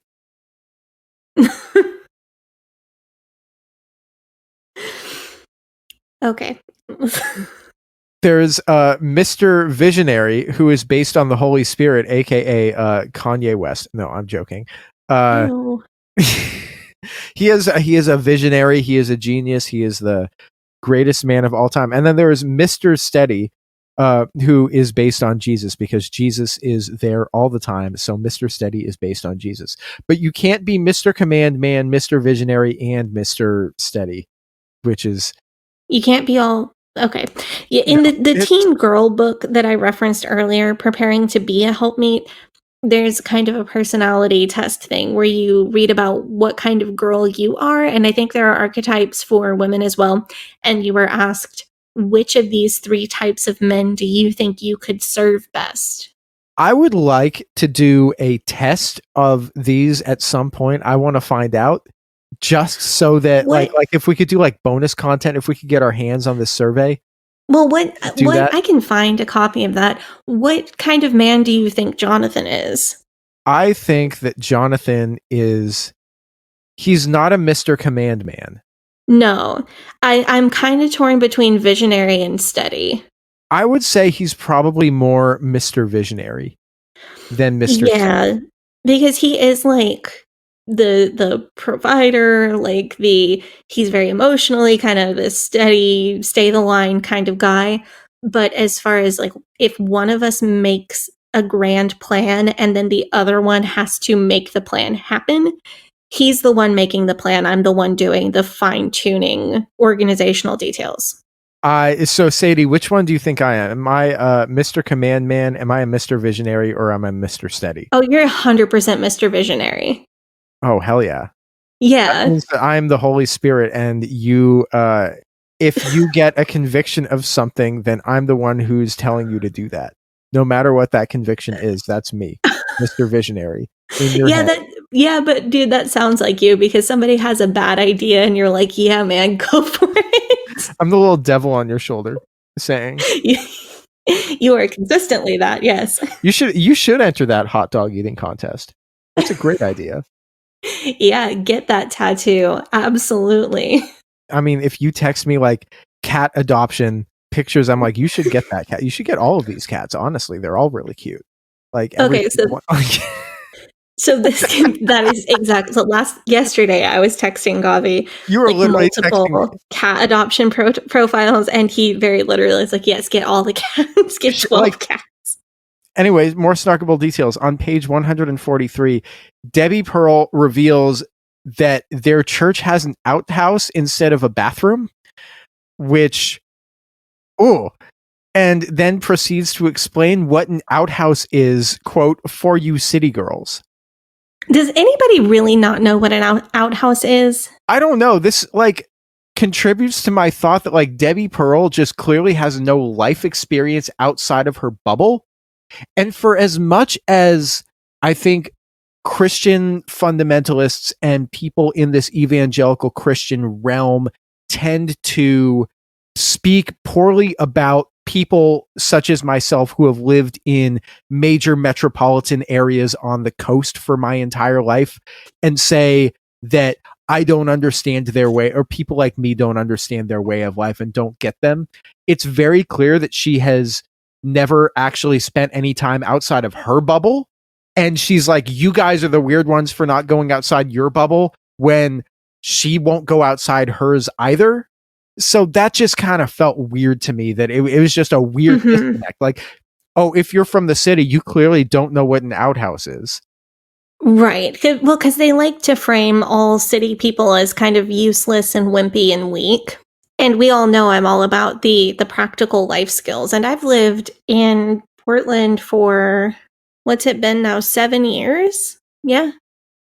Since 15? Yeah. Yeah, since 2016. But that doesn't mean I don't, and I'm not an outdoors type person in most scenarios. Like, I do not sleep outside. It's not good for you if it is for you. It is really, really not for me. But that doesn't mean I don't have any practical life skills. Like, I can sew a skirt and bake a loaf of bread and fix a button just as good as you can, Debi Pearl. I mean, I've never been hunting, but they did teach us in 6th grade on our school trip to camp how to identify edible mushrooms in the wild and how to identify edible berries. I think they just want to stereotype people that they've never met so that you'll be afraid to know them, which is a great way to create. They do, because rural people like that get the impression that city people don't value them and their way of life. And I'm not going to start on what I think are the deep-rooted causes of all of this, because that could just be a whole episode. But they have a very strong perception that Northern people or city people don't value their culture, traditions, or way of life. And I mean culture and traditions, not the racism and all the other stuff. And so they get defensive, and it's, well, you can't even shoot a deer. Well, you can't even bake bread. Well, you don't even know how to use an outhouse. And putting down those city people as weak and useless is the retaliation for what they believe the city people think about them. So this has been a nice detour, but we do need to get into one of the letters in this book that made me the most angry. Oh, go for it. This one really sucks. There's a lot of victim blaming and just stupidity from Debi on this. So this is the first letter. Oh, I'm on the wrong page. This is a letter from someone named Jill. Not Jay. Jill, not J-Rod that we know of. Jill wrote a letter to Debi. She was upset because she had a tough day. She had a newborn and sick older children. Her husband comes home from work. No, how was your day? He asked her 2 questions. He asked her, why is the place such a wreck? And when will dinner be ready? Jill writes, quote, what was I supposed to do? Reward this selfish jerk with loving service? I mean, this could be J-Rod. Yeah. And I'm like, fair question, Jill. Debi responds, Dear Jill, it is your duty, your job, and in your best interest to serve your husband. No one would dispute that Jill's husband is insensitive, but 2 wrongs do not make a good marriage. Always keep in mind that your job is to do a good job serving him, so planning ahead is a must. If Jill had done better at her job, her husband would not have been such a jerk. I think this is why Quaaludes were invented. What, for me to deal with having to read this? Yeah, go to the doctor. Tell the doctor what your job is to see if they'll give you Quaaludes. Listen, I read horrible things for a living and then laugh about them with other people. I intentionally trigger myself for the edification and entertainment of an audience of thousands. Please give me Quaaludes. Badly explain your job Twitter thing. So, okay, number 1, some people are jerks no matter what you do. Like, there are some husbands or spouses in this situation where if their spouse were home all day with sick children and a newborn, and they came in and the house was perfectly clean and dinner was on the table, they would find something to complain about. They would blame their spouse for the children being sick. They would complain about the quality of the dinner that was served. There are some people who will go out of their way to find something wrong with your performance no matter how well you do. So, number 1, B of all, Debi goes on to state that you can, glad you like that. Debi goes on to state that you can have a clean house and dinner ready no matter how bad your day at home was been and how sick your children are. And it seems to me that statement is dependent on having children who are trained by the to train up a child method. Okay, clean house, dinner cooked, care for multiple sick children and a newborn. I think that some highly organized people who have let's say that this person is the birth giver and has the benefit of not being affected by postpartum depression or postpartum anxiety or another postpartum mood disorder. Let's say that they had a easy birth and are having a very good and lucky recovery after having the baby. And they need a dinner cooked, they need a clean house, they need to care for sick children and a newborn. I think somebody with the best luck in the best of circumstances could get 2 out of 3 of those things done. I do not think there is anybody in the world who could get a perfect score on that. So speaking of instant ramen, though, this is a quote from a little further down responding to somebody else. Always offer your children only one choice for breakfast. Several options will only confuse the child's spirit. Choices also give room for argument or discontentment. Providing the same simple food every morning, except maybe Saturday, causes a child to look forward to getting cereal on that one special morning. As Henry Ford said, you can have a car whatever color you like as long as it's black. Yeah, it's about Shoshana's beliefs. She also recommends serving the same lunch every day as well. That dude, kids would not like that. Absolutely not. Like, this is contrary to what Shoshana was telling us about getting a child to do a thing is easier if you give them a choice between two things. You literally texted me this today that you were used to giving your kid a choice between two things, but one of the options was right. One of the options was not available, and it threw off my game. So, but yeah, you tell your kid it's an essential part of holding boundaries with a kid, especially if you are going to not hit your child. You still need your child to do the things you need them to do. You have a life to live as an adult. So you say, it is bedtime.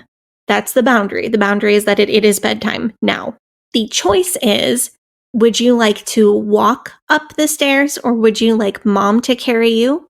Or the choice could be, would you like mom to carry you or dad to carry you? Or if you don't have a staircase, this choice could be, would you like to hop down the hallway like a frog? Or would you like to twirl down the hallway like a ballerina? And so you've set your boundary. Your boundary is that it is bedtime, but you're giving the kid choices and agency right up to that boundary that you've set. But Debi Pearl doesn't believe in all of that.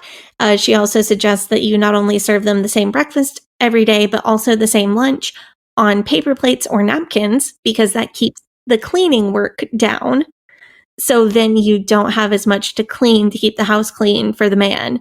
It's a clear example of how, like, not only is your entire life as a wife supposed to revolve around the man, the whole family is, to the point of sacrificing your kid's nutritional needs for that.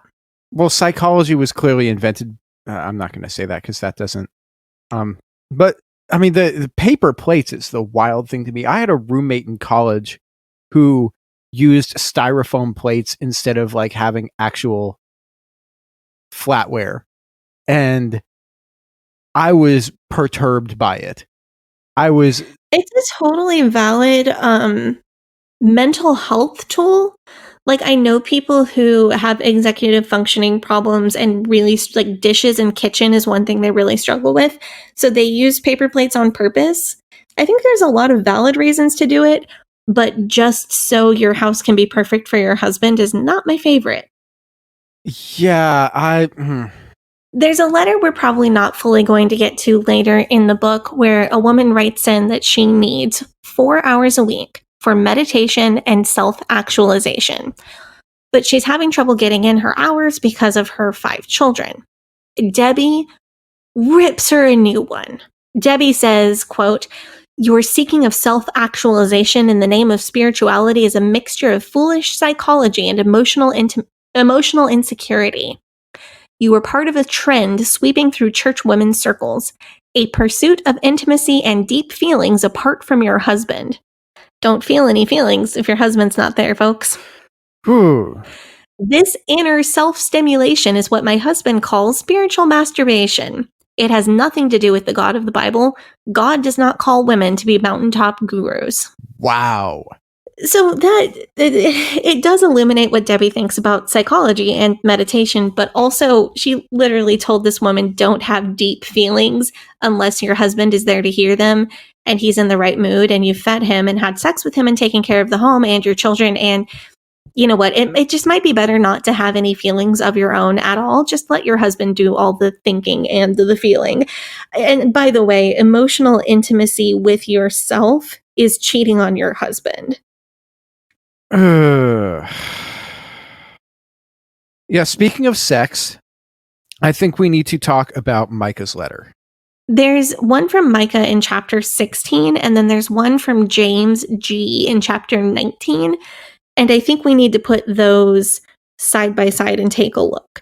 And trigger warning, this is going to get graphic about men's expectations of sex in the fundy world, marital rape, and also some sexual violence that I have experienced and some that I have narrowly avoided in my lifetime. Okay, so I'm going to read this letter. This is a letter from Micah. "I am in a dilemma and I need you guys to write my wife and tell her what I say is true. My wife thinks I am a sex pervert because I need sex. She feels I am not sensitive to her needs when I want sex and she doesn't, which is most of the time. She will give me sex, but it hurts her feelings that I do not love her enough to consider her first. I tried to explain to her that to a man, sex is just like having to eat. When I have missed a meal, I unconsciously roam the kitchen, opening cabinet doors, and peer into the refrigerator, looking and looking. I told her that a few days without sex leaves me in the same condition sexually. No matter how much I love her and I respect her feelings and needs, I still have this overwhelming sexual need that drives me until it is satisfied. There are a few times when everything is just right for her. She is exhausted or has a backache or has not healed down there or whatever she comes up with. Ugh. I tried to explain to her that she is setting me up for temptation, and that really sets her off. Now I am not only a pervert, I am also unfaithful in my heart. So she is upset every time a good-looking girl walks by. Please tell her I just downright need my woman. That's the bottom line. I am normal. All guys need a woman. She said I made it until I was 23 without sex, so why do I have to have it now? I told her when I was single, I did not have to see one undress or lie in the bed and know I could if I wanted to. I just want to come home and be a family man. I want to crawl into bed at night with a woman who is glad I am her man, and I want to make love every few days so I don't have to think about the girls at work. Would you write her and explain all this to her? Maybe if she heard it from you, she might understand that I have feelings too, physical feelings as well as emotional feelings. From Micah. Oh, man. Okay. There is so much to unpack here. First of all, Micah, get it together. Chew on some ice or something. Fix something around the house. Maybe put some sports on or something. You straight up cannot just go around being horny all the time, dude. You're not 17. You're a grown ass man. Like, get a grip. I'm hungry for you like a starving man needs a good meal. Like, that could be a good line, but not like this, my dude. Yeah, but what he's saying here is not, baby, you're so hot, I gotta have you. Let me get you on my level. What he's saying is, I'm hungry and you're the only restaurant open this late. So he's referencing, quote, not healed right down there, which is a big WTF for me, bro. Yeah. Is she like postpartum? Is that what he's talking about? And he says that she's like making it up. Yeah, like whatever else she comes up with. So, okay, it's not clear because this could be two things.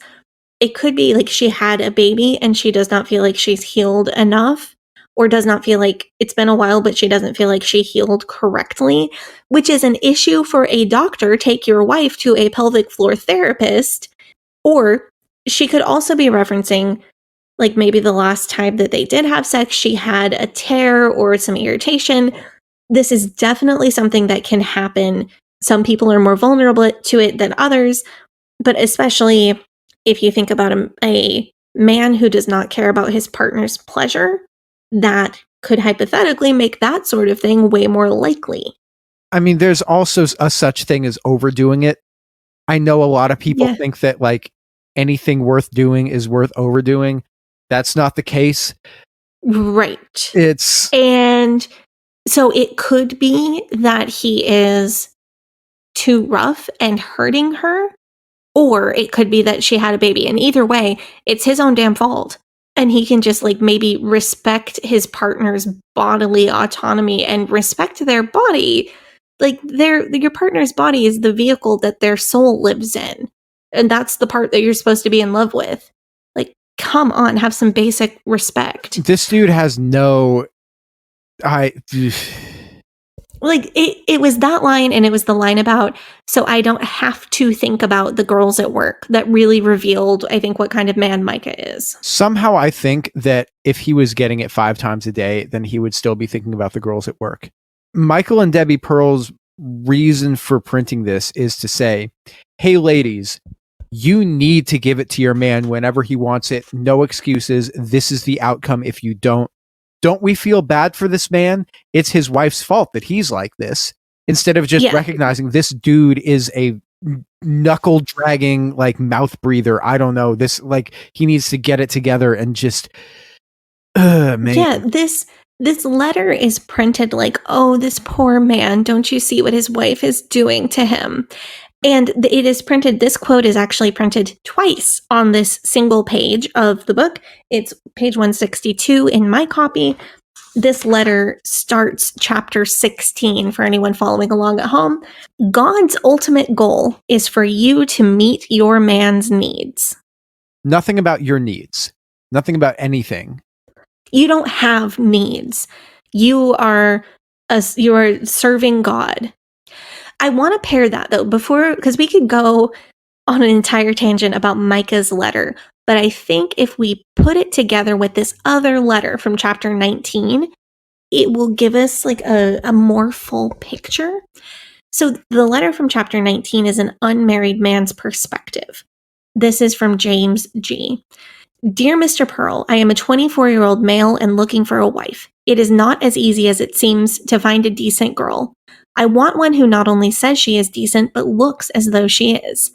A friend of mine married one of the girls of the church. She wasn't the most chaste dresser, but he was sure once they were married, she would sober up. She says she does not feel convicted about how she dresses, and he can only push so far to change her.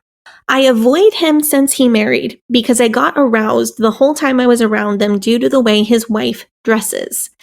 It leaves me disgusted, frustrated, and angry that a stupid, silly girl can cause so much trouble. Sometimes I feel my own body betrays me, but I know I am a normal male with a normal need, and the problem lies with females dressing so godless. Anybody who refers to women as females is just a walking red flag.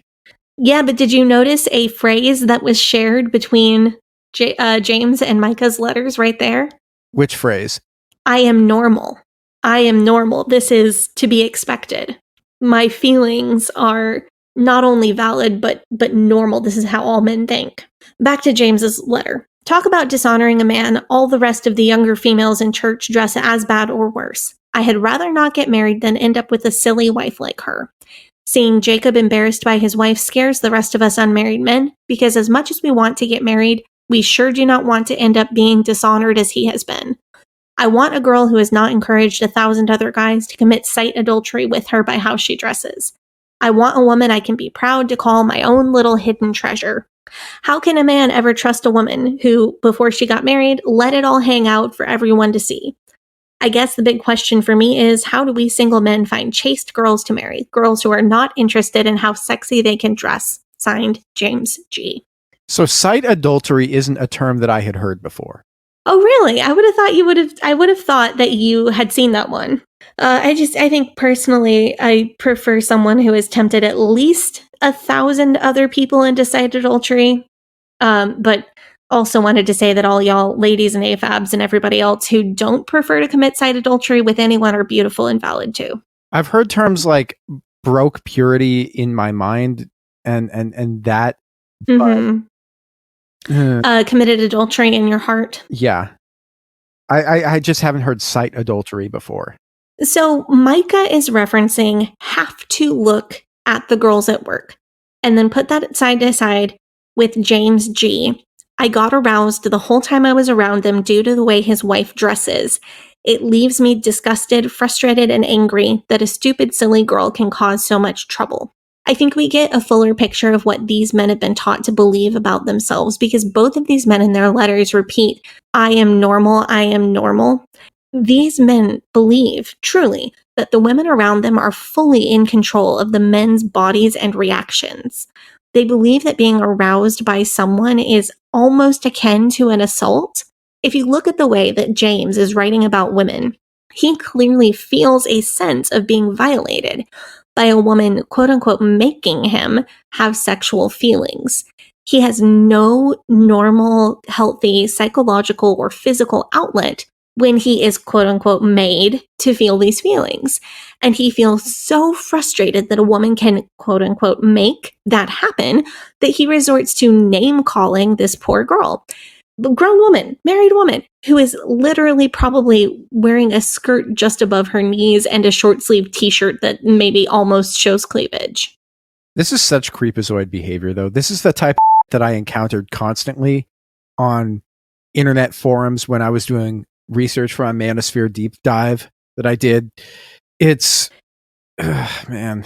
Yeah, and I think the really, like, the terrifying thing is that I have had real life men, or at least one real life man, treat me like this, like in real life. When I was at Hyles-Anderson, so I was HAC student, not failing dress check, fully following their dress code. I had a man speak to me in this exact language about how uncontrollably aroused he was every time he was in a room with me and how violently angry he felt every time that it happened. And this guy was like very muscular, like not a big dude, but really strong. And I was 5'6" and at my smallest adult size because I was eating Hyles-Anderson dining hall food. I was already into like not knowing my weight way back then, but I would guess I maybe weighed 135. I was in like a size 8-10 dress and had no physical conditioning. Like I'm a lot bigger and tougher now. And this guy was incredibly strong. And he's threatening me with actual violence because he is too turned on by me in my Hyles-Anderson dress code outfits. And this was considered normal behavior. Like, to me at the time, I thought this was just what all guys thought, and this particular guy just trusted me enough to tell me. And then I wore a literal trench coat for like 6 months straight in order to not be a temptation. And I think I may still have the jacket, and if I do, I may need to do like a sexy photo shoot in it to come full circle on this whole issue. This is such like an upsetting thing to say, and I guess like joking about it is a good way to get through this drum. But like, this dude was literally threatening you with violence. He was threatening you with violence in front, like in the room with, and while university faculty were listening, were there having this conversation, and he was saying these things to you. And because he believed the things that Michael and Debbie Pearl were writing in this book, and the university, or it wasn't university, excuse me, the college didn't do anything about it because they believed the same stuff that Michael and Debbie Pearl were saying in this book. And I've really tried to protect our listeners from the details of his threats because I know our listeners like love me and care about me. And I know that's difficult to hear about somebody that you care about. And I want to not unnecessarily hurt listeners who care about me as a person. But I think that first, non-consensually telling somebody how you fantasize about them is a form of sexual violence. It is obviously not on the same level as a sexual assault, but it is a not okay thing to do to somebody and is actually harmful. But he was also telling me about real world violence that he intended to commit against me and how he was going to do it and how he was planning to do it. And it's because, and like you said, it's because of these exact teachings, because James says, I am normal, I am normal, I am normal. It is normal for me to feel violently angry with self-hatred and hatred against any person who makes me feel turned on. And if she would just cover up more, I wouldn't have this anger. Yeah. I mean, and so as much as we like to snark on the stuff that's written in this book, as much as we like to joke about how ludicrous it is, this book is a very real way of life, as real as the Bible to some people. Like, this book is why Anna will never leave Josh. This book is why Josh won't ever show remorse for his crimes. This book is why abusers are welcome back to the church whole cloth. And if a man is an abuser, his wife is the one who has to take the fall. And it just sucks to read. I hated this book so much. I hated every minute of that I had to use of my time writing this. I don't know if I don't know if I hate this book or To Train Up a Child more. I think maybe To Train Up a Child I hate more, because we can definitely link that book to literal deaths, but this is a close second. Yeah, this one is harder for me to read. I thought it was really important to close the episode on those male perspectives, because we often wonder about how much the men in this system buy into what they've been told about themselves. We did an episode back in spring 2022, which would probably be a good companion piece to this, with Eric Skwarczynski of Preacher Boys. And we were talking about how these teachings materially harm men as well. So the teachings of this book can be summed up as: always smile, always do what your husband says, even when he's wrong. Let him make every decision. Don't criticize him. Don't be negative. Have sex whenever he wants it, enthusiastically, no matter what, or he will cheat on you and it will be your fault. And even if you still do all these things and he cheats on you, it's still your fault.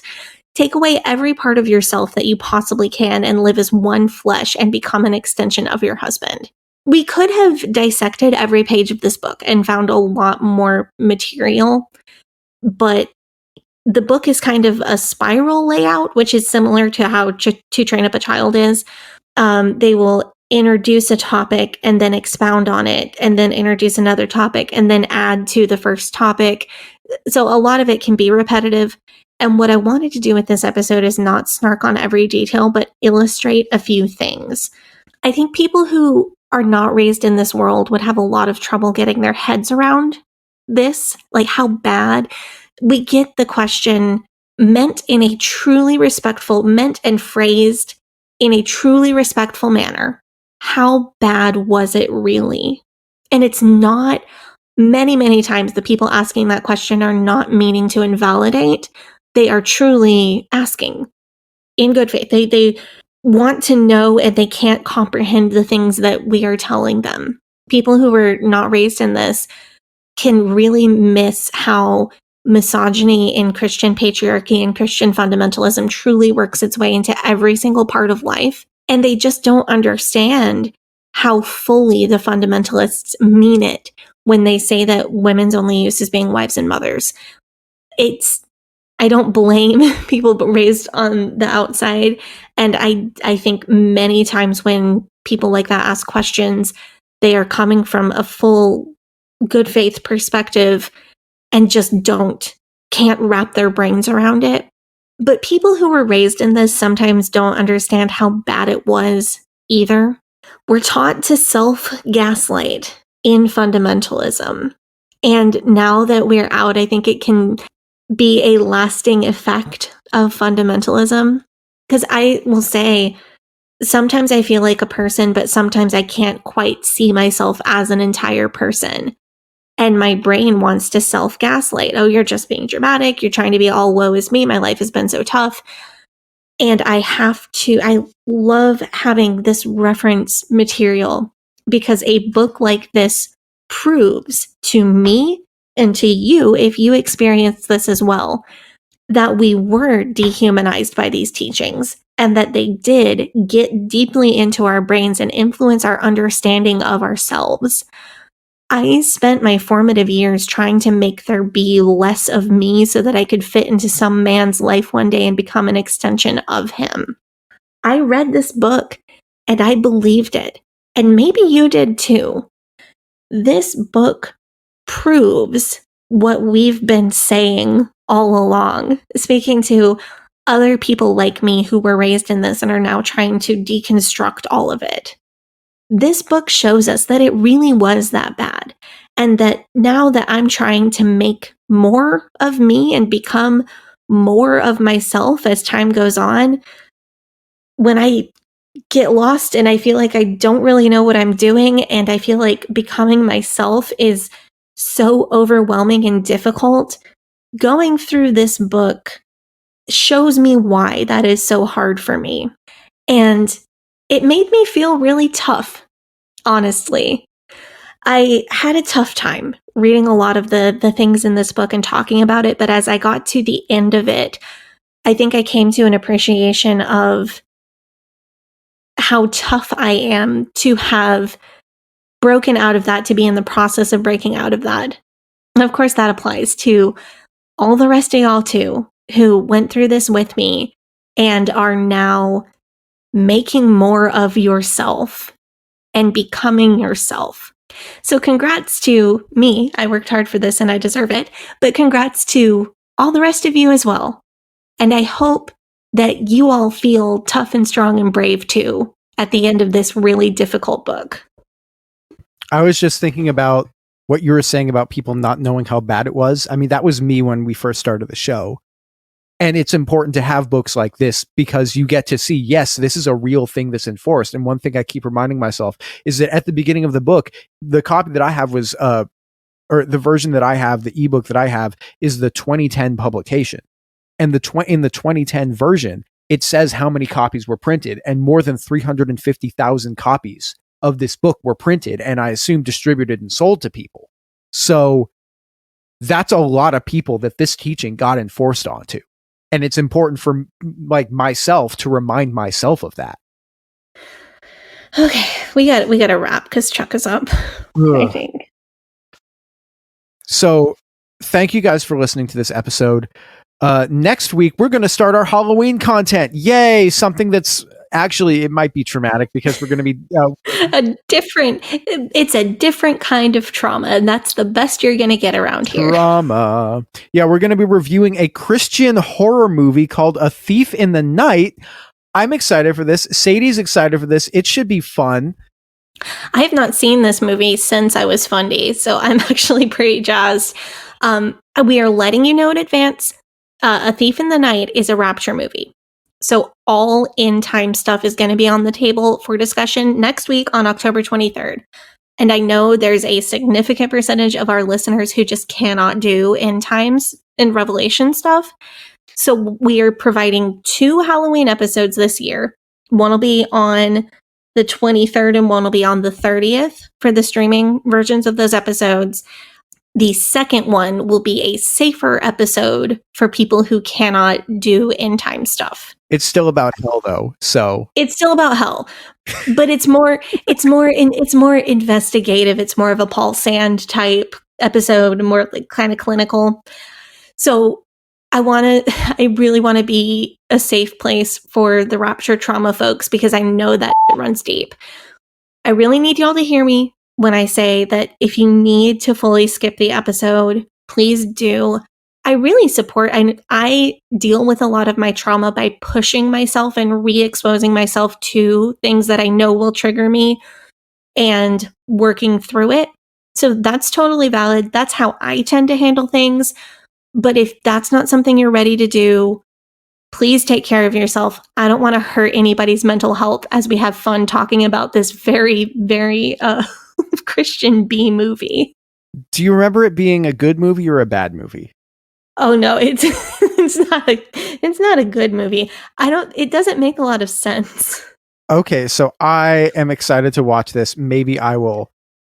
You are going to be so confused because you would have to know the evangelical beliefs about all of this stuff for it to make sense. You're not going to have any idea like what they're referencing, and I'm going to have to explain it. This will give us a intro because at some point in the near future, I know we've been teasing this for a while, we're going to talk about the book of Revelations, end times, stuff like that. So that's going to be really good. I told Gavi we needed a 12-episode series. He said absolutely not. We're in negotiations, folks. Yeah, maybe some number of it. We're going to talk about Revelations, the text, and then we're going to talk about some theories around it. That's the plan. We don't know when but Sadie's like, I have 12 books about this. And I'm just like, no. Cut it down to 6 and we'll talk. No, but seriously, every time Sadie's like, I need to read an entire book for the research for this episode, it's like, okay, great. Now this episode's going to take 3 weeks to make and we're going to be up against a deadline. But that's kind of like missing things. It really bugs me if I miss something. Well, I mean, if it goes too long, then I end up chopping it and putting it on the Patreon anyway. So it's the balance of power in this podcasting partnership. Yeah. Thank you guys for tuning in. We will see you guys next week. Once again, if you like our show, you can join our Facebook group, join our subreddit. Both of those are called Eden Exodus. You can subscribe to our Patreon for the extended version of today's episode where I talk about how Bluebell ice cream is overrated and yeah, I made some rage bait for you there. If you are a fan of Bluebell ice cream, especially if you're a fan of the butter pecan Bluebell ice cream Sadie's dad was so fond of, that's available on our Patreon. If you want to follow us on social media, you can follow us on Facebook and Instagram and Threads at Leaving Eden Podcast. Sadie, do you want to plug your socials? You can follow me on Instagram at Sadie Carpenter Music, on Twitter at Hell Yes Sadie, and on TikTok at Sadie Carpenter 1. And you can follow me on Facebook, Instagram, and Threads at GAVRIALHACOHEN. Thank you guys for tuning in. You guys have a great day. Bye-bye. But oh,